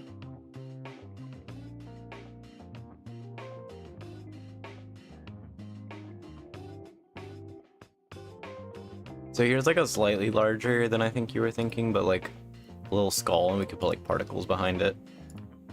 Yeah, we could. Not against it. Like little purple particles that go like. Yeah. Art. Yeah, the main thing to keep in mind kind of is if you end up summoning a bunch of those, it could end up killing readability. If they're too big or if they're too like too much detail, I guess, could make it very noisy. But yeah. Yeah, these could also, with like the skulls, they could be a little bit transparent as well. Yeah. But we don't know how that's gonna look until we're done with it. Yeah. Until we actually test it I could out. even make this like a little smaller probably if I really try. Squish him way down in there. Like that. How do you like that? Give me a Little tiny second. guy. Okay, that didn't update. Tiny little guy, what's up? Whoa, bro's Little a tiny tiny little guy. guy. What the fuck? Super tiny guy. Honestly, I kind of like him like this. Do we have a pixel there? Do we not have a pixel there? What do we think? He reminds me of the Necrobinder from Slay the Spire. Whoa, really? Yeah. Do you think I don't this know why. pixel should be here or not? Which Little pixel at the bottom, this one here. Put it back. It depends on what you're going for. What you want the skull to look like. I think Without, it definitely looks more like like the top half of a human skull. And I don't know how to explain it. If you put the pixel back, it is now a beetle skull in my mind, a like beetle with skull. mandibles. And I don't know. No, why. I see what. Yeah. No, I see it. I see it. Yeah, I think. Which this is, one, it's really weird that I'm able to say that and you see it, considering the fact that I don't usually see things in pixels. Yeah, you like or in don't see shapes. things ever. It's weird. It's really weird. I actually don't know what's up with that. I would like to talk to like a therapist or like someone with like brain knowledge to understand why the fuck that's like a thing that I got going on. Skill diff. Also, you're still sad that Risk of Rain 2 got bought out by Gearbox. Yeah, I mean, don't be sad because it's gone. Be sad, or yeah, don't be sad because it's gone. Be sad that it's still here or something. What if Dante 9 got bought by Gearbox? I would. It depends. Current Gearbox probably would not like it very much. Old Gearbox, like the Gearbox that made the Half-Life expansion. Gearbox made Half-Life? What? No. Really? Half-Life I didn't realize Opposing that. Force was made by Gearbox, and Half-Life Blue Shift was made by Gearbox as well. And I think Half-Life Decay as well. Maybe. And Decay was the PlayStation multiplayer game that was developed by Gearbox. Yeah, that might have actually been their first games. I'm curious now. I'm gonna take a look. Oh my god, it was. How big is Oh my this thing god, it compared to was. Dante? Where's the Dante? Holy shit, dude. So, Oh yeah, these guys are like teeny tiny. I think this is the perfect size. JW, can you look at this real quick? No, I don't want it. Okay. Okay, I'm looking. So I'm looking. here's so Risk of Rain 2, Borderlands 4. This is Gearbox, right? Eh. It all started because of their Half-Life 2 or their Half-Life 1 like expansions. I didn't even know there were Half-Life expansions. Yep. There's Opposing Force, which has you play as the military that comes in to wipe out Black Mesa. And then there's Blue Shift, which has you play as one of the guards from Black Mesa. I should play those. Barney from Half-Life, the guy who gives you your crowbar, is like, about that beer I owed you. That's who you play as in Blue Shift. Whoa. That's And the then guy in from Opposing Half-Life. Force, in Opposing Force, you play as Colonel Adrian Shepard, who is never mentioned ever again. Very cool. Even though he is currently under G-Man status the same way that Gordon was. Hey, spoilers. Spoilers. The game is older than both of us. It's older than me. Yeah, so? Yeah. Bitch. I hate you. Okay. I hate this thing. Less than an hour till magic. I hate this thing so much. Words cannot describe. Going this ghoul skull.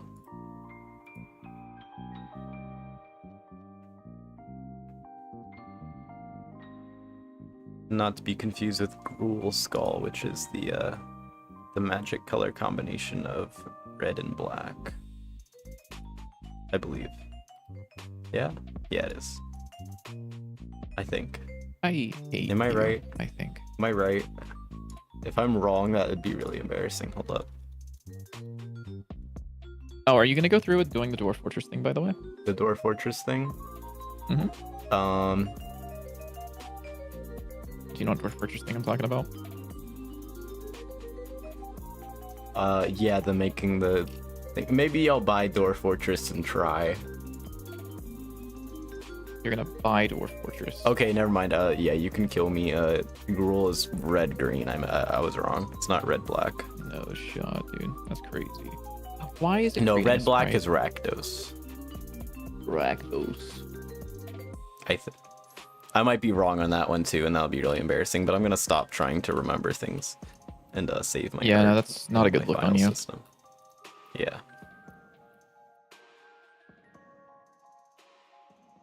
It's okay. The only important one is black green, which is Golgari.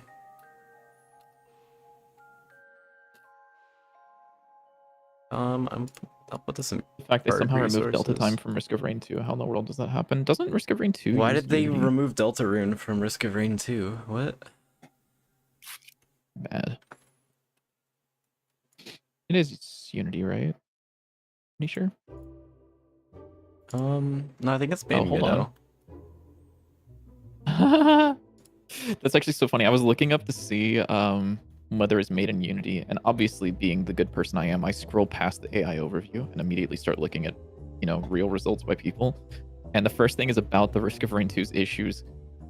Basically came from Gearbox devs looking at Unity code, saying, "I don't understand this and I don't like it," and completely screwing it up at a base level. Yeah. Be cool. What the fuck is this? Wait. Mm-hmm. So they have a fixed update is the function in Unity. That's our physics process. Yeah. So they're doing a fixed update. They are calling my fixed update, which is a function that they've defined, passing in delta time, and then my fixed update important and passing in delta time. The fact that it's my fixed update _ important is really funny to me. That's fucking whoa. Inside of update is processed, by the way. That's every visual There's no frame. way this is real. I didn't know it was that bad. I thought they just didn't know what they were doing. Also, yeah, wait, hold on. They're not even using fixed delta time. They're using the frame delta. Okay, all right, whatever. It's fine. Let's chill. Default execution order? Oh no, what the fuck is that? This is a C# thing, I'm pretty Yeah. sure as well, but this is just I want to say that is just a default annotation in C# and not a serialized field from Unity. If time.delta time is greater than 0, manage model behavior, managed fix update, time.delta time. Otherwise, just managed update? What? When the fuck would delta time not... I don't know, man. Yeah, no, they... That's Oh, no. so funny. Yeah. I also... One thing that I didn't really like whenever I swapped over to Godot, but now I'm, like, so fucking... Like, I love it so much. Sorry, I need to send this. Little DC wants this, and I have my live stream chat open, so I can do that. One thing that I didn't like whenever swapping over to Godot that I've since grown to really like is the update methods in Unity have no parameters, but in Godot it passes in Delta as a parameter. So instead of having to go like, because it has engine like dot- delta and fixed delta, I assume. yeah, It's do like time dot fixed delta time, or time dot fixed delta time, or whatever it's called. Which means that you, it's a little bit like you have to go out of your way to kind of use it a little bit. I mean, and you have like the possibility of messing code. it up, yeah. But it also like just the fact that delta's passed in, one, it's there for you to remember that it's there. So for newer devs, you're at least like, what the hell is this thing? And then you learn a little bit about it rather than not knowing it's there. But also, you don't have to like pluck it out of thin air. You can, because you can do get tree dot get not fixed time. Is it? What is it? What is the function for it? For what in get tree you can get. dot... Is it off of root? It's not off of root, right? Oh no, it is. It's off of root. There's get process delta time and get physics process delta time. I think you just like do you that off can of grab get it from tree. anywhere arbitrarily. I didn't think you had to do root. I thought you just did get tree dot. Because I think it's also off of it's a built-in method for nodes. Oh, okay. So, like, you can get it arbitrarily, but it's like it's very explicit the functions that use it, which I'm a big fan of. And I've grown to really like it. Because I used to just like pluck it off of like the time object, but what were they smoking? Yeah, Gearbox. So I'm gonna start making the ghoul, but obviously I'm gonna do the important part of making it look nice first, and then I'll figure out how the heck I want it to work. Yeah, sure. Or ask you how to make it work. Yeah. Because I still don't know how.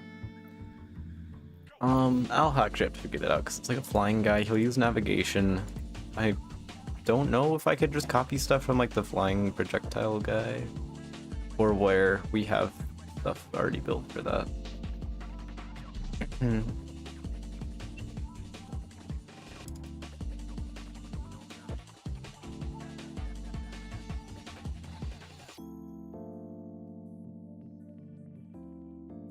Where should I save this? I guess I could put it in cards, but it's not like specifically a card thing. I'll do it in salmon, or in not salmon, For summon. what? Sorry. Yeah. What are we making? Sorry. I'm just figuring out where I'm saving the ghoul. I'm gonna put it in summons, and it's on. Oh, gotcha. Yeah. There, it's fine because it'll mostly be a summon probably. We can pull it other places, but. Yeah, I mean it doesn't matter as much. I would think it'd probably be like an object, to be honest. But that's okay. It doesn't probably really matter. Yeah. Because it'll be used between relics and cards. Yeah, that's why I like wasn't sure where to put it, but yeah, it's okay though.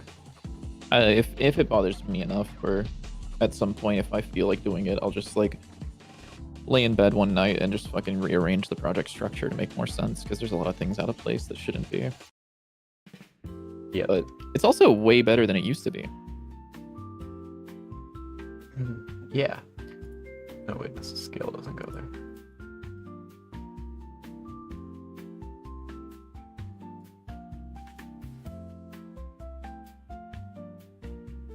I do still think it's so weird how you have to like put particles animation in the material of the particle. Why? It's not like bad, it's weird. It feels weird. Do you know why? No. So the thing that it's rendering, it's like rendering the texture with a material at one of the locations. So the particle process material is kind of like a compute shader-ish, if you know how that works a little bit. But basically, it just like updates all the positions of the particles, and then it says, okay, now for each of these positions, render this thing here using this material. And by default, the texture is just the entire sheet. And by default, it just uses the default canvas item shader. So what you're doing is you are telling it how you want it to render your particles, and part of that is just giving it a material that splits it up into the different points. Because that's kind of how I want to say. No, actually, that's not how sprites work. Sprites work a little differently. Because sprites actually influence the UV of the thing being rendered. But oh, actually, do you know how Godot lets you generate shader code from a material? You can like convert it to a shader, yeah. Yeah, like you know how you can like click on it and say like whatever this shader is, just turn it into code so I can read it. Yeah.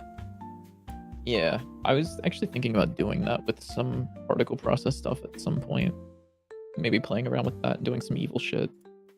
Sure. Would be quite cool.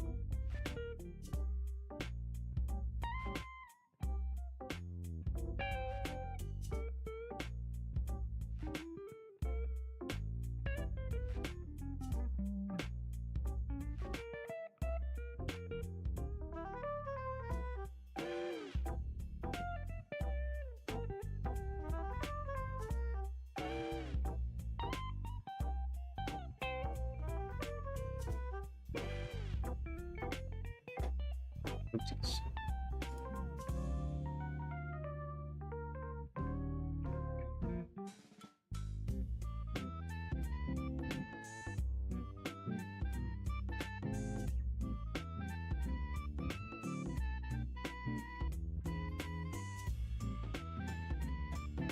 Oh, I forgot I need a scale curve. We love scale curves. That's true. That's damn true.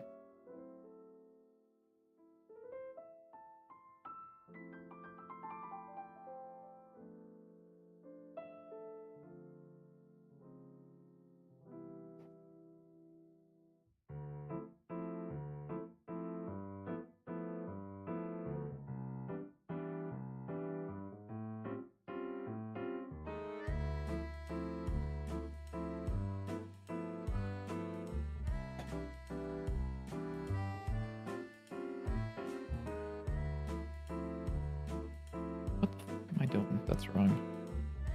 Lol. I don't know.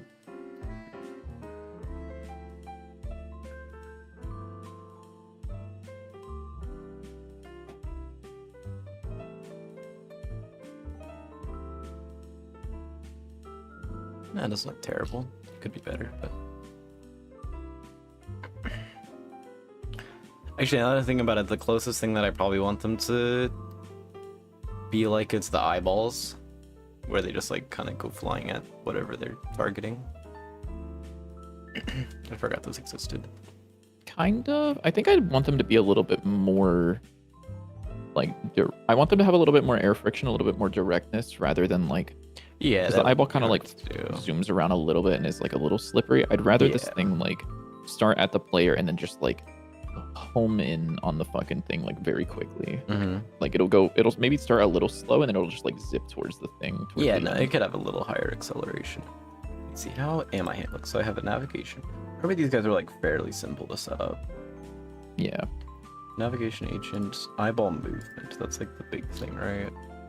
It says it extends enemy movement driver. Let's see, is enemy movement driver... Oh, weird.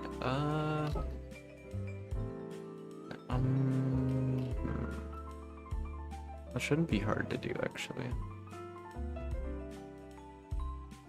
This guy doesn't have a state machine now, because he just has one state, just go kill the player.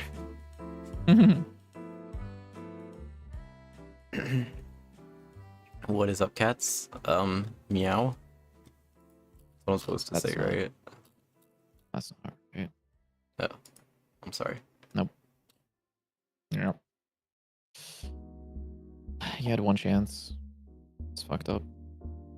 I'm sorry, I failed. I suck. That's true. And that's okay. Oop, I'm still in Vidivision. I'm sorry. Oh no. Anyways, guys, here's the particles on the guy, because he saw them. That's the wrong guy. Here you go. They could probably use some work, but...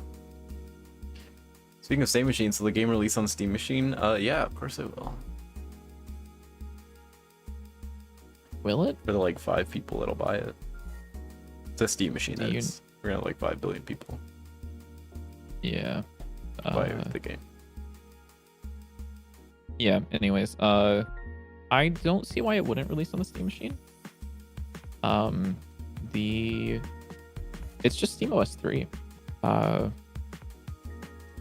And we plan on making a Linux specific build. I'm literally writing the game on Linux right now, so Yeah. I'd be very surprised if we didn't. Oh, just kidding. Nobody will buy the Steam Machine. Actually, I think quite a few people will buy the Steam Machine. It is expensive.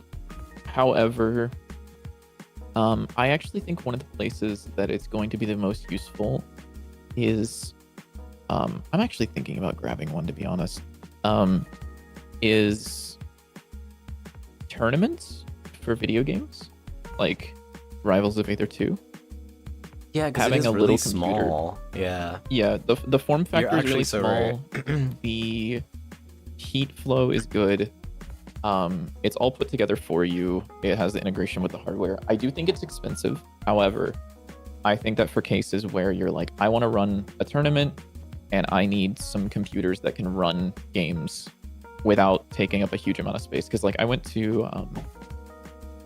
I wonder actually, I'm gonna see if I can find a video of this. I went to Patchwork, which is a tournament for Rivals of Aether.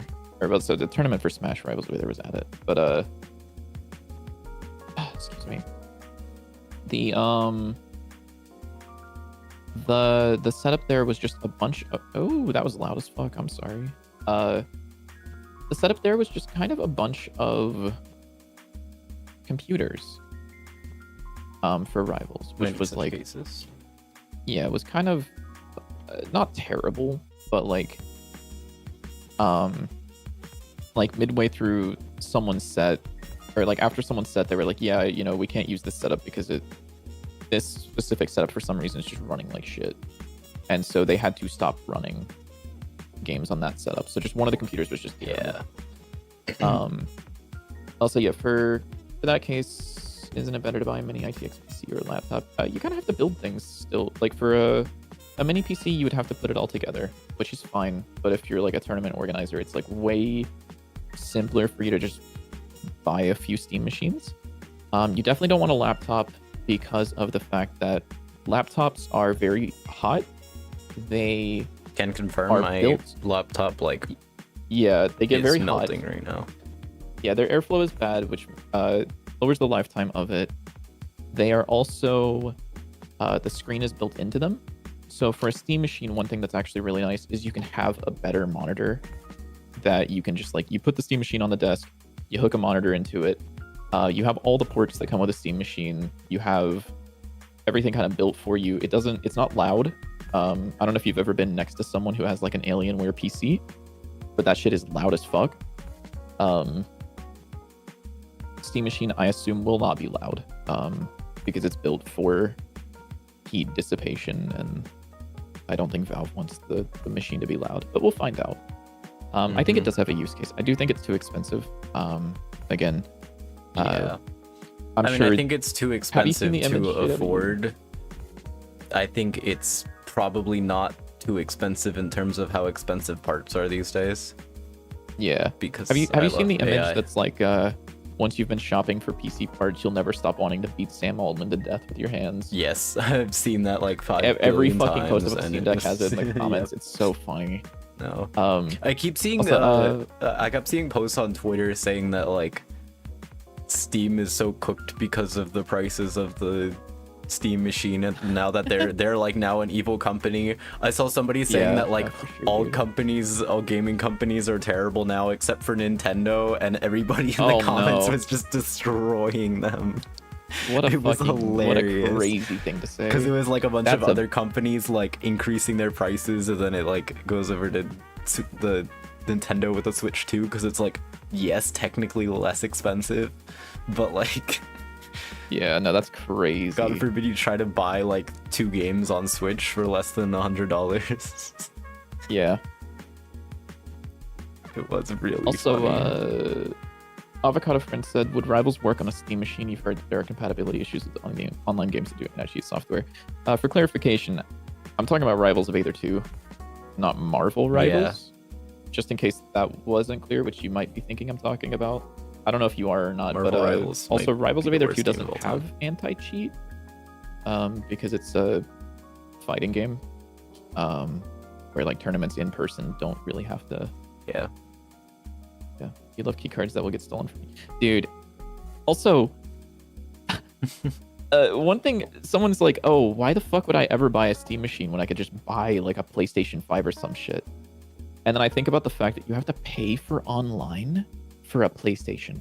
Yeah, for every Like, I'm console. sorry. Every Yeah, console, for every you console, have to do you that. have to pay online to Yep. play online. Yep. And for some consoles, I'm not gonna say I get it because I think it's terrible. But like for Xbox or PlayStation, you have dedicated servers. For Nintendo games, online is fucking, it's peer-to-peer still. Whenever you play against someone Is it online actually? in Smash, it's peer-to-peer. Oh, I It's- just in Smash. Okay. Insane. I Mario Maker guess as probably well. A lot of their games. Yeah. A lot of their games are peer-to-peer. But also like That's so funny.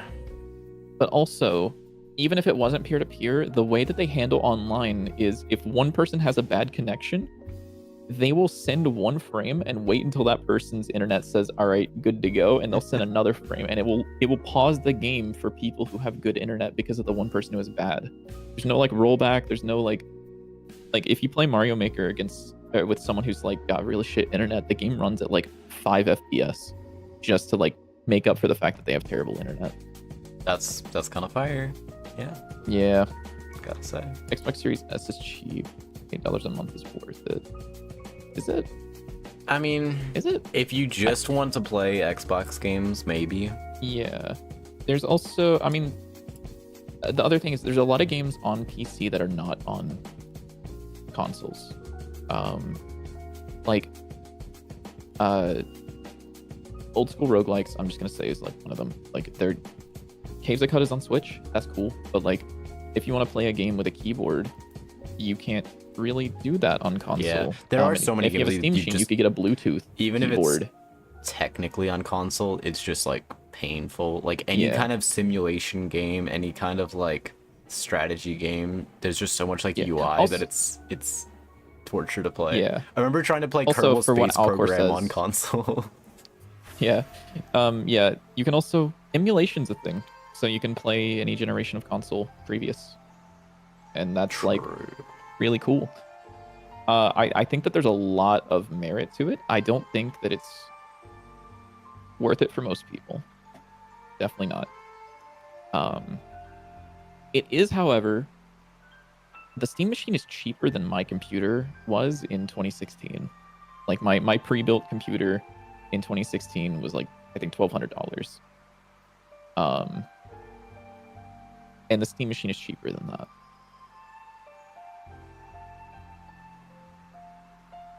You're worried that the next generation of consoles are going to have cheap machines that will only do streaming, so you have to pay every month to play anything at all. Yeah. If that happens, just stop using a console. Just grab a Yeah, Steam I mean machine. that's the other thing with a console is it could just become useless. Like, Yeah, that's true. 'cause Yeah, it's not consoles a are also just computer. like it's whatever their centralized. it's whatever their software is that you don't get to complain about. Yeah. There's also I know I'm gonna be like a Steam fanboy a little bit, but one thing about the Steam machine that is like not really talked about as much is the Steam OS 3 is now out. Like you can use Steam OS 3 on any PC whatsoever. And Valve said that. They said the Steam machine is too expensive for some people, but you can still download and use Steam OS 3 on desktops just for free. Like, Kind of you don't have to use Steam hardware. You can just do it. And I might actually, like, try that out. Maybe I should sometime try this that on week. my old laptop. Not that it'd be Yeah. very useful because my old laptop sucks, but it'll be See, fun. yeah, it's Arch without the headache. Yeah, that's true. I wish they based it off Fedora, but that's okay. I understand basing it off of Arch. And Fedora, unfortunately, is like one of the worst named things of all time. Honestly, I wonder if this will just work. What am I doing here? Oh, yeah. I was spying the flying beam enemy.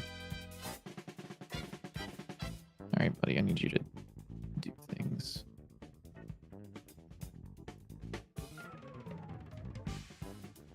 Okay, yeah, so the beam updates, the sprite doesn't now. That's okay. Tips Fedora off the table. Dude, I wish Fedora had, like, not the name it does. Because Nobara's based off of Fedora, and I fucking love it. But I can never feel good being like, yeah, dude, my Linux distribution is based off of Fedora, milady. Ugh. So unfortunate. I'm not like other Linux users.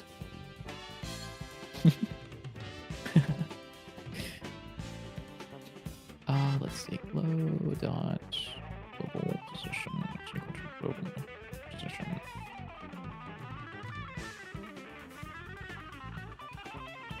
I love how the navigation agents still show as being experimental. It's very funny. Yeah, I mean, I don't know. Maybe they'll change it eventually. Who knows? Not me. Fedora, nah, Debian rules.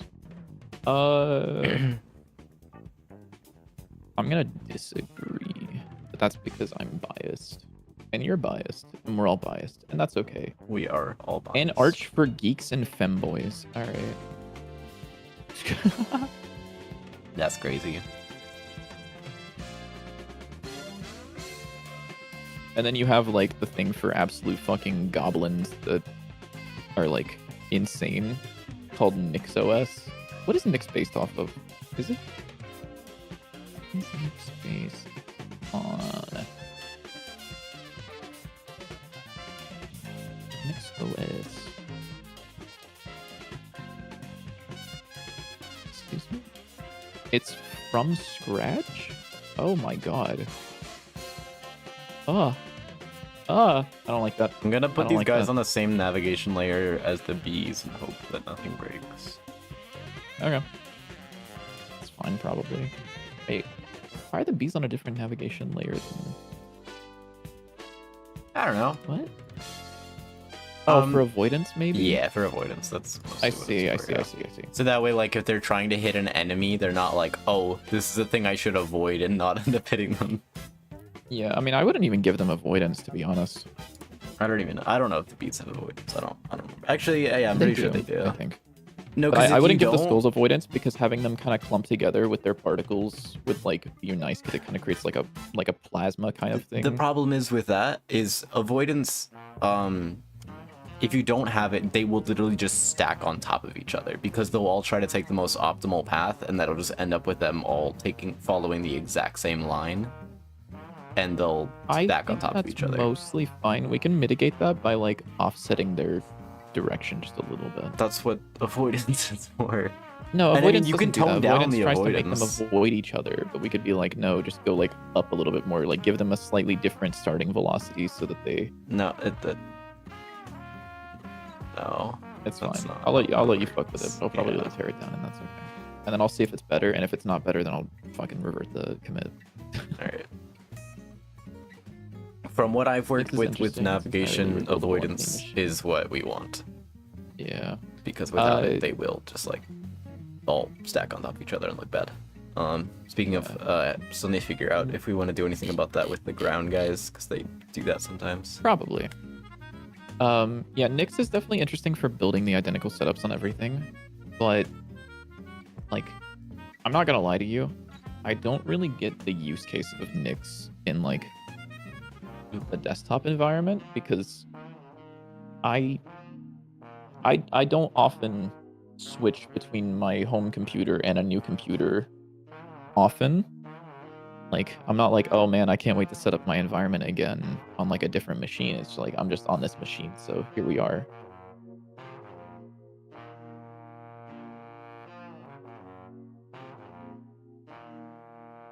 What am I doing? Oh yeah, I fixed the line rendering thing. Let me actually, before I commit that, let me make sure that it still works on the laser beam. That'd be And really funny if you pop. just like broke that. It would be kind of sick, yeah, just a little bit.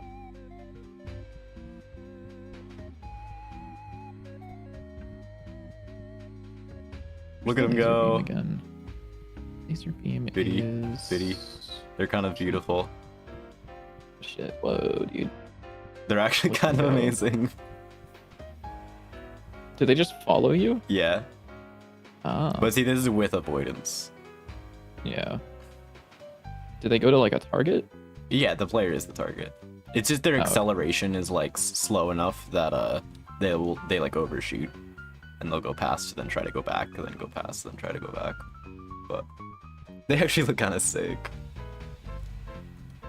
No, yeah, it definitely makes sense in like a corporate setting. I just a lot of people try to sell Nyx, or not sell Nyx, but they like recommend Nyx as like a, you should use this for your regular desktop environment or like your regular PC, and I'm like, no, I'd rather have a functional computer that I don't have to deal with Nyx for. See how these would look if we made them additive on the particles.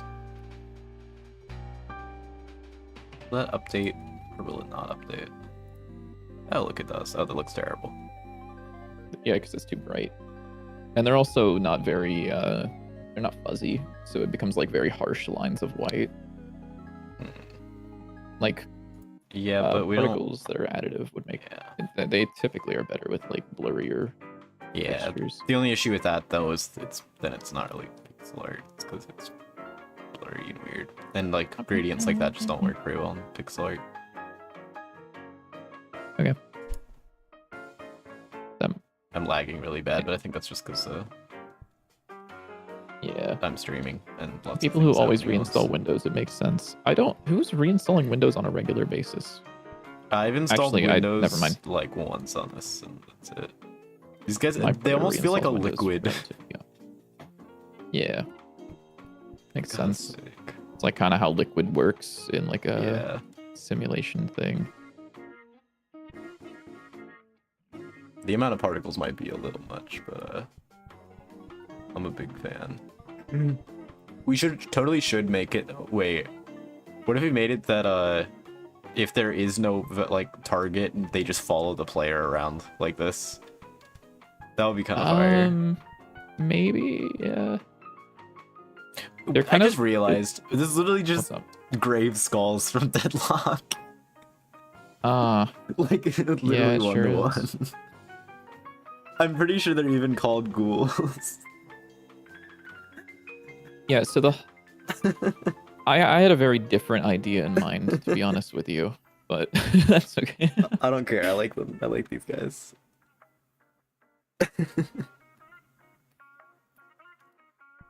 We should totally have a card that's like like a jar that like has a bunch of them in it, and you like throw it, and then it like explodes, and they go flying out.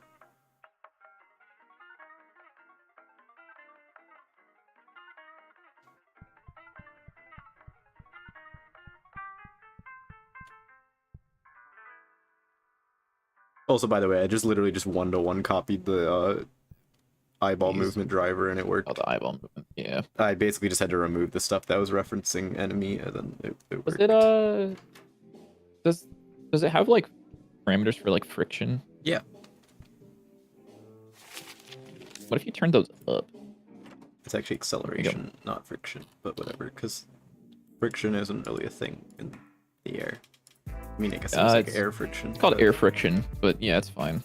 Yeah, but it's acceleration actually. I just want to point out to everybody who didn't see that on my stream, I just saw JW when talking about the friction and going in to set the variable, he clicked on the sprite and then the particles and then the visual node, the top level node, back to the sprite, back to the particles before finally clicking on the only thing that had like a script. Here's them with higher acceleration, or at least I think it actually worked.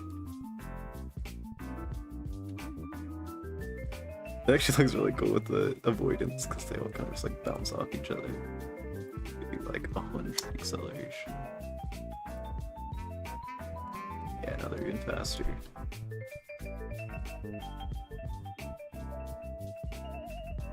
If we do like 5 acceleration, they could also turn down their max speed.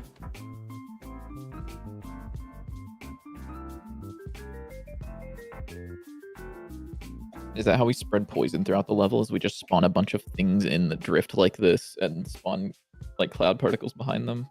Yeah, we spawn a bunch of invisible ghouls that spawn poison. Yeah. It's like It's like League of Legends. It's like League of Legends type of fucking coding. Yeah, we need to check if something's in a bush. So we spawned a bunch of Teemos around the unit, and we check if that Teemo is in the bush because champions can check if they're in the bush, but minions can't. Like, oh, we need to spawn a wall. Why is that yeah, like a thing? That can't you just like make something that can detect if they're in a bush? Like if champions can do that, then yeah, the issue just is find the thing that there lets is you check that. There is a team that makes the abilities that uses like Lua scripting, and then there's a team that makes the engine. And if the team that makes the engine hasn't exposed a function that does that, rather than making a request to the engine team and being like, hey, can you guys add this? They're like, I want to make something to playtest. I'm going to do this in the only way that I can do currently. Or yeah, that makes sense. So it'd be like, the if I could only work in like functions that you've made. Yeah, like you could, the only thing you could do is you could add nodes to the scene, and that's it. You can add nodes and connect signals, but you cannot like write your own code. Why is that like a thing? Who thought that was a good idea? But yeah, the one of the issues, yeah, it's not a huge issue in like playtesting, but the problem is that they oftentimes don't change it before it gets released to I see. So they add it to test it, and then theoretically they would have someone go in and replace it with like a function that actually checks that, but then they don't. Okay, I mean honestly that makes more sense. That's like which is why certain abilities are like, oh, I need to spawn something along this this like line of things, and whenever someone passes through it, it like slows them down. How do we do that? Yeah, so we're just gonna like take the start point and the end point. We're gonna spawn a bunch of minions and attach a listener to them to see whenever like champions pass through it. Kind of fire. Yeah, and then they fuck something up and they forget to make the minions invulnerable to everything, so that this one champion, Azir, ults, which sends like a wall of soldiers forward, and it collides with another champion's like line, and it fucking gives him gold because it kills the minions that make up the line. Or it's so funny. Yeah, in League of Legends still, whenever they spawn in a healing thing on ARAM, it spawns a minion in first and then turns that minion into a healing thing. That's pretty cool. Yeah, because they can't add the thing directly, so they spawn a minion, but they, like you can't spawn a healing right, but you can like turn something into a healing right. So we spawn a minion, and then in the same game tick, we turn it into a healing right. But sometimes that game tick is delayed for some reason, so it shows up for 1 frame. Very cool. That's pretty cool. Yeah.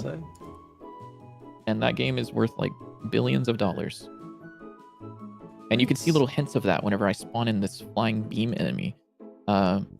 because you can see that his sprites actually show up at the fixed origin that, of the okay? world. I fixed it. Yeah, okay, It's, for sure. it's not there anymore, I promise.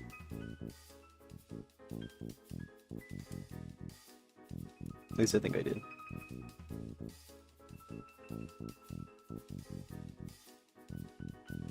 We make these guys alpha a little bit less.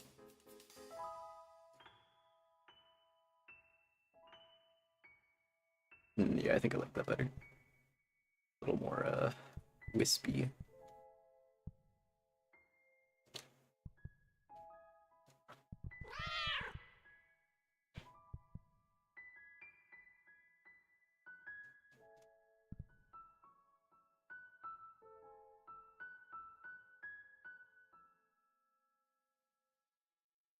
Do we have a better particle for this? I feel like these particles are just barely too big. Yeah, they're a lot, yeah.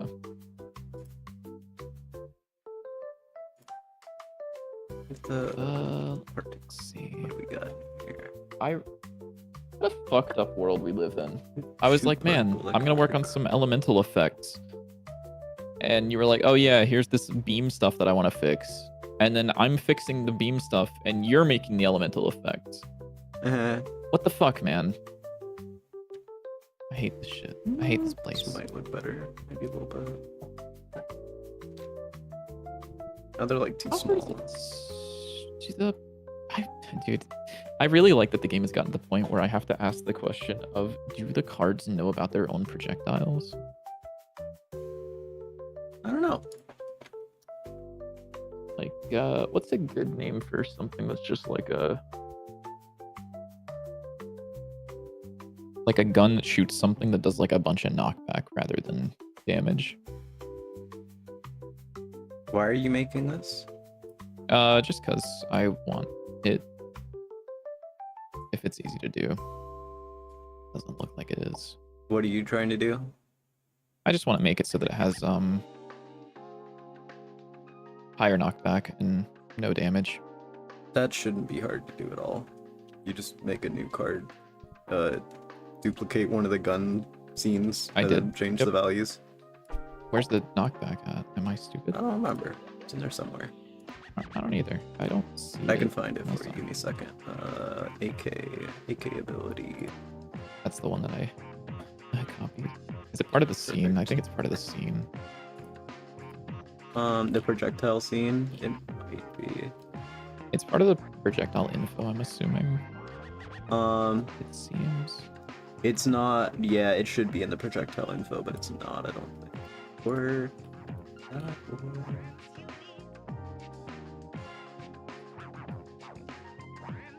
Yeah, it's being set there somewhere, and I guess I didn't put it in the info. It should be in the info, though. That should be something you can change. I like almost like these particles, but not really. I think I like the other ones better.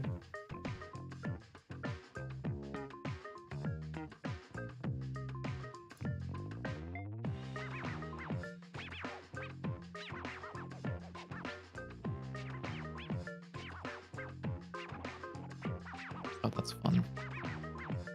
It is actually just arbitrarily set. Yeah, that's what I assumed.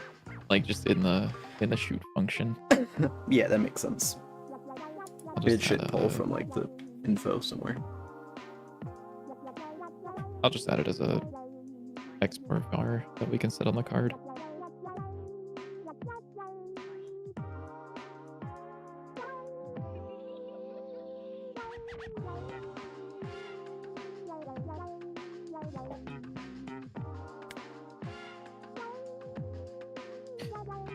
And I'm doing something evil. And by evil, I mean I'm adding another debug command.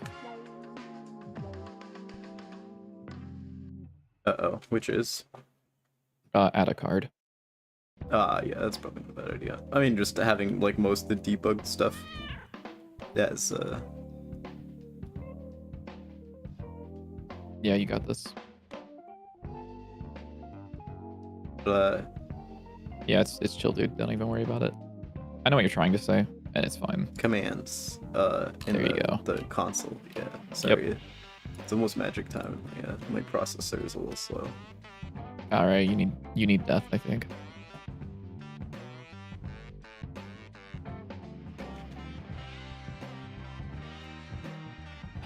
What is this? I'm copying this function because this has what? Oh no, that's wait, no. Yes. I guess you're fine. Whatever.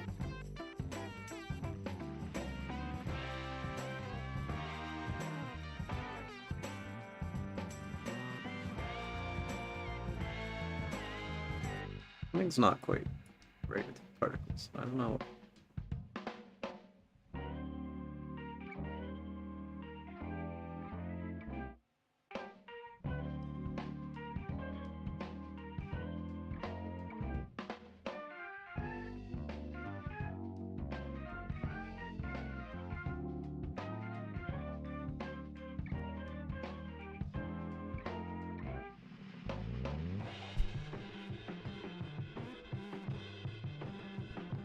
I think it's better. See what they look like in the actual level. Yeah, like here, what would they look like?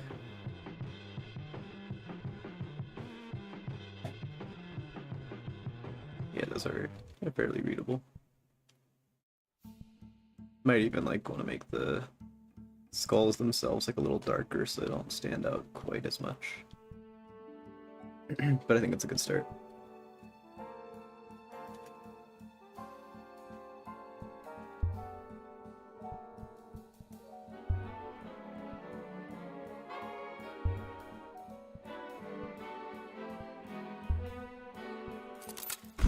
And we definitely need to make sure these guys are at least, I mean, they seem pretty optimized so far, given that I can have a billion of them. It's not too laggy. But, I do hope that we have the option to have the 1 billion ghouls build. Because that would be very fun. Yeah, I actually don't know what like what optimization it would need to be. Because I don't know how optimized the avoidance is. I don't know how optimized I think the only thing that I can think of right now is I'm guessing it is probably calling the navigation every frame.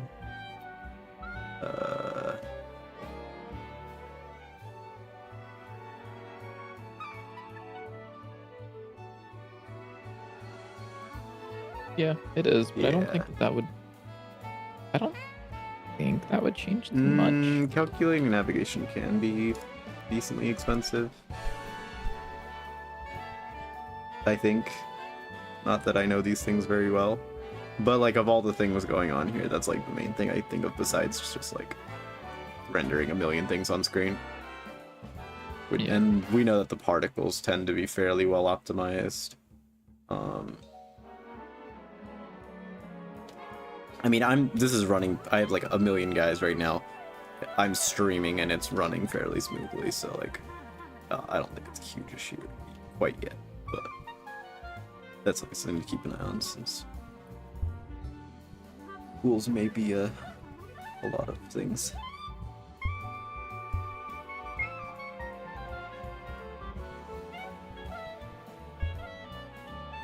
I wonder how this would look if I turn off avoidance. Let's see if I'm right. Well, yeah, you're probably going to be right, because the thing that you have set up is completely different than what I had in mind for turning off avoidance. Oh. That looks very cool. Yeah, I think I broke something. I don't think there's supposed to do that. I don't know how or what. It's running at like 2 frames per second as well. well. It's also the,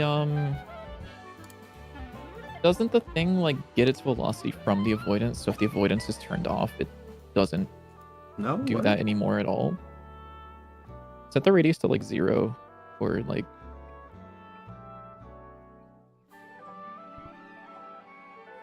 There you go. So yeah, this is what it looked like, where they all just follow the exact same, like, very Are there close particles path. with additive currently? No. I can try turning that on. I'm curious. Set that bitch to additive and turn the alpha down. The alpha's already way down, by the way.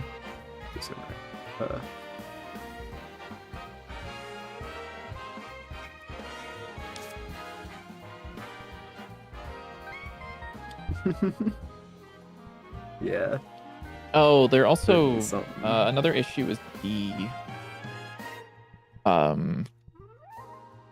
the particles are all. It's not like all particles are behind all skulls. It's Yeah. like a I think one that's by fine. one.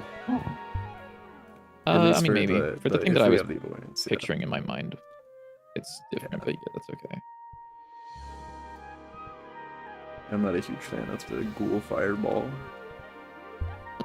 I call. What did I call that card? That pusher. Yeah. Okay, cool. Now that works for sure.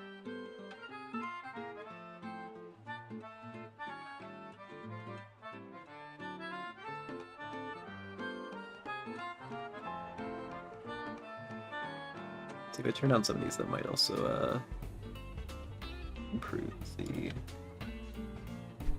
performance a little bit. Actually, 'cause I'm not- that does feel a bit smoother. Ah, So you can turn down the like distance that it searched for neighbors in, and at the max number of neighbors. So I turned down the max neighbors, so like some of them will overlap now. yeah. So you can Also see. hide the particles. Or do turn on the FPS display.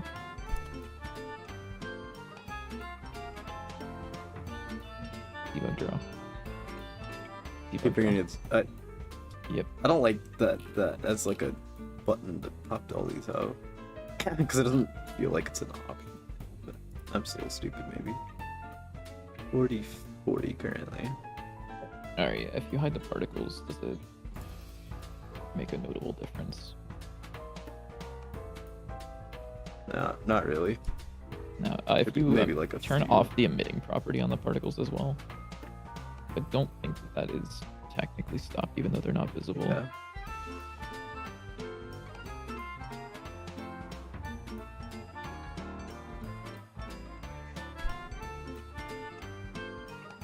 Doesn't seem like Maybe it. a little bit, but yeah, no, not really. Can you run the profiler for a couple of seconds? 'Cause I'm just kind of curious what if it'll tell you if there's any script methods that are pissing it off, which there might be.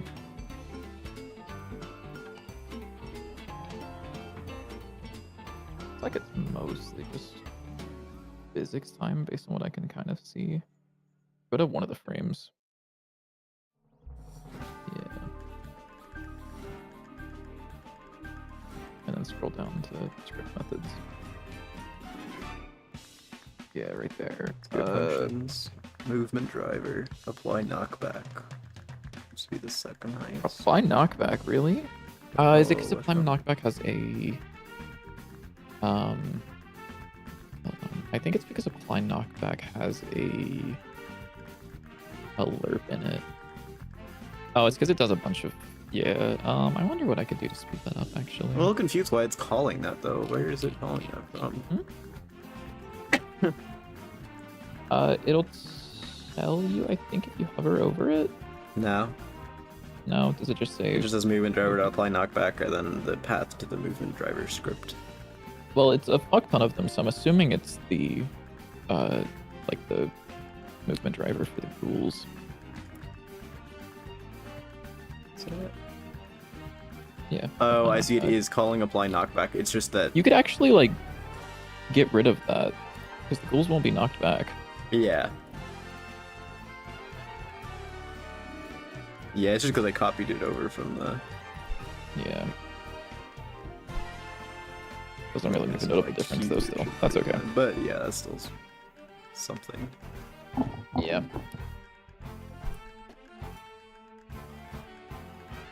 Oh, can you do me a favor really quickly, actually? Can you go to the debugger tab under monitors? Like in... Yeah. Scroll all the way down. Mm-hmm. Salmon. I don't even think it does anything right now. But if he Nice. spawns... you can try if you No, want to spawn a bunch of salmon no, in from Salmon no. Storm. It might add to it. One thing I but- do want to see is what my FPS is without a billion of those guys. Just as like a comparison. Oh, that's funny. Yeah, it's about the same. Because it's just my game that just runs badly when I'm like, Yeah, you dreaming choking it and ends. shit. What's your quality set to? Are you set the high quality, high render? It's probably high, or maybe it's medium. Yeah, it's high. It's high. Holy shit. Yeah. Set your bitch ass to medium. Set it to medium. No. I want Why my not? game to look nice. I'm running it at medium. I'm pretty sure. Fuck. I'm running it at medium. Yeah. Actually, one thing we should totally have somewhere is if it detects that your game is like running slow to like give you a little hint about the settings, because like especially with like a 2D game like this, I feel like people don't really think of performance a whole lot, and they're just like, oh, the game sucks and is badly optimized. Which I mean, yeah, that's true, but like there's options. It's not true. The game isn't badly optimized. Also, I might end stream so I can take my dog out. Oh, there we go. All right, JW, check this out. I did the thing. Oh, you did the thing. Let's go. What did you do? Oh, did you make the knockback gun? I sure did. Yeah, I also added the add card method, or the add card command, which does it adds all cards, so not even just like the ones in the usable things, like card hammers in there. Oh dear. Even though it shouldn't be. What? It doesn't crash. It doesn't work, but it doesn't. Uh-oh. That was weird.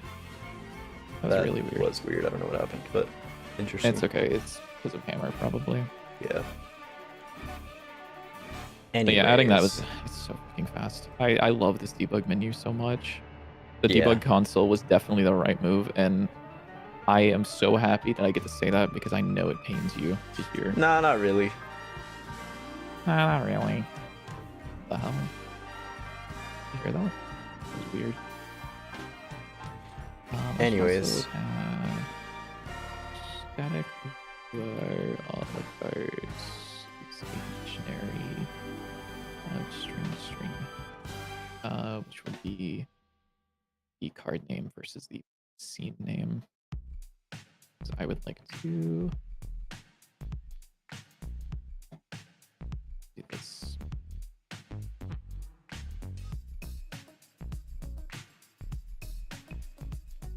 Sorry, what are you saying though? You were saying something. It's almost magic time. Yeah, I need to take my dog out.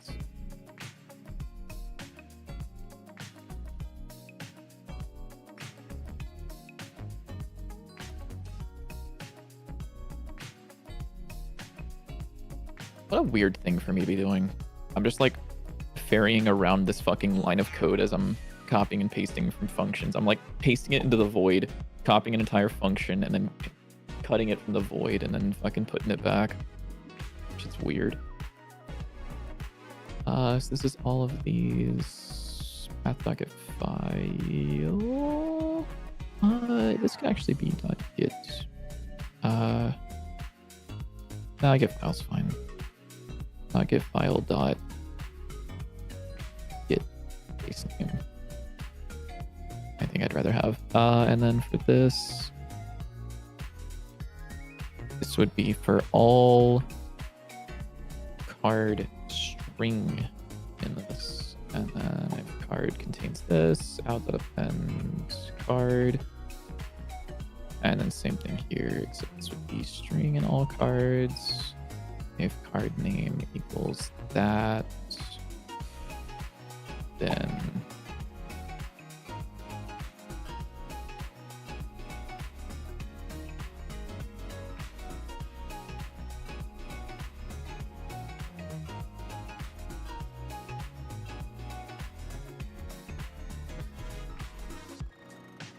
something like that, I think, might work.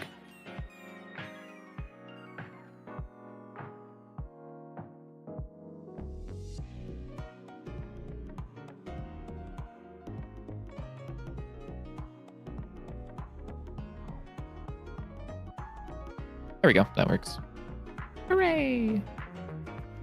And that also means that now we can do this, or every time I press Q, I can have it do this because you can bind things to things. It's like bind F to add card pistol. It's called card gun, isn't it? It's called card gun. Look at that, dude. That's sick. kind of fire. I should maybe save those commands to the player data or the player scenes whenever I do like or the player states whenever you load the thing, it loads those into your binds as well. That would be hard to do. That wouldn't be hard to do at all. Idea.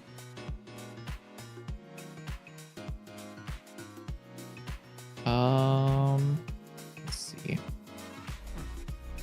What else is there? I don't think there's anything else actually. I think that's mostly it. Oh yeah, I wanted to show you this. I wanted to show you the I don't have a spawn command. That sucks, whatever. No. Flying beam enemy. So if I spawn this dickhead in, you'll see that the beam follows him. Did you see that? JW? No, I didn't see it. I hate you. Let me turn down the knockback. I set it to 5,000. I think 1,500 would be more than enough. Bet you can't do 5 times 1,000. He's right. But you can see here if I didn't see it. do this. Yeah, it's fine. So he's gonna go for his shoot move. Mm-hmm. It's in slow motion. Let him go for his shoot move.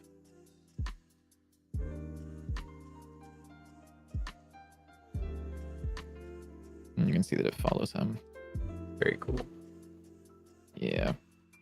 Does that change the hitbox at all when he's moving? Nope. Because the hitbox is only active during the 1 frame. Okay. Unless we want it to be more active, it is only active for the 1 frame. It immediately stops being active afterwards. Can you lower the frame checks for the pathing? Yeah, that's probably what we'll do in terms of optimization for navigation. Frame checks. Oh yeah. That's usually the main thing. Is just would like make a difference. Change navigation. I mean, yes, it would make a difference, but like not very much. Can you do me a favor, JW? Actually, can you? I really like these indicators. They're really good. Because they're also forgiving. Because I tend to make them a little bit larger. Yeah, you always make them larger than the hitbox, and always make the hitbox smaller than the visual, the thing that's hitting you. Can you take a look at, or can you go to your 2D view? My 2D view. I'm looking at my 2D view. Yeah.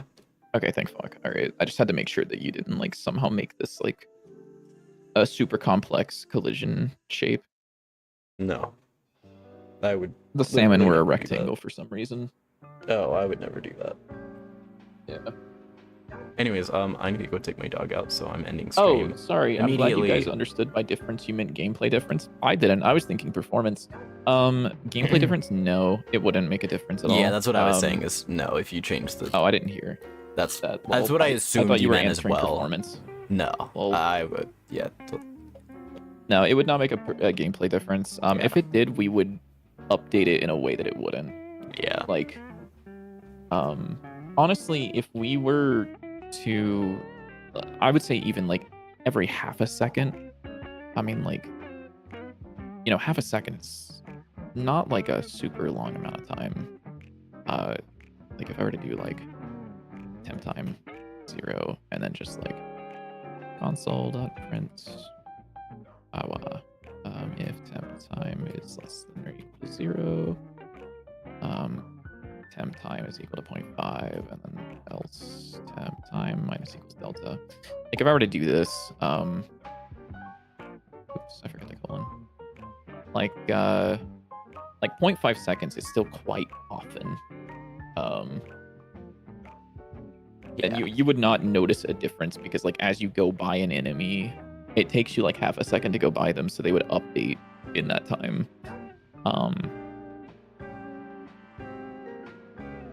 Honestly, I feel like even updating it once per second would probably still be mostly fine. I think we'll probably try to aim to get it somewhere a little bit lower. Like, I would like to update it at least like 10 times a second at the very least. But it's too much.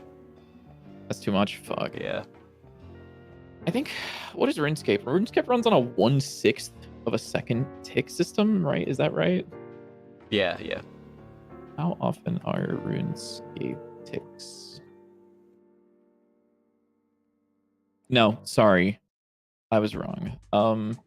It's literally 1/6. Like, what are you talking about? So every single tick in RuneScape is 600 milliseconds. So the most accurate to time that you can be in RuneScape is 1/6 of a second. I don't know. This is a very funny video for them to use. This is a cannon in RuneScape, and every time it rotates and stops, that is 1 tick. So like that entire swath of time as it's moving, you can press an input and it will only register until the end of it. And RuneScape is a little sluggish, to be honest, so probably wouldn't want to do that. Yeah. But updating pathfinding that often would be like hella doable. But still, I think the biggest bottleneck for the game currently still is definitely graphics, which is something that I plan on addressing at some point again. Yeah. We can render it really small, and you then use AI upscaling to make it larger. Oh yeah, we can. Yeah, that's called DLSS actually. That's not true. It does in between frames, but yeah, I know of a couple of things that will help it. Mainly, Okay. like setting the game to a really small resolution and like having it use viewport scaling instead, so that whenever you actually change this, the window itself changes render size. Yeah. Which is something that I did on my laptop. Oh, because is it currently like if you have the window really small, is it still rendering it at full scale and then making it smaller? Is that how that works? It is almost. The world is rendering at a lower resolution, but the game is rendering at a higher resolution. Okay, I see. So like, yeah, even though the actual world here is being rendered at the lower resolution, the actual output from the window is full resolution still. Yeah, that which makes sense. is better than everything rendering at full, but it's still not optimal.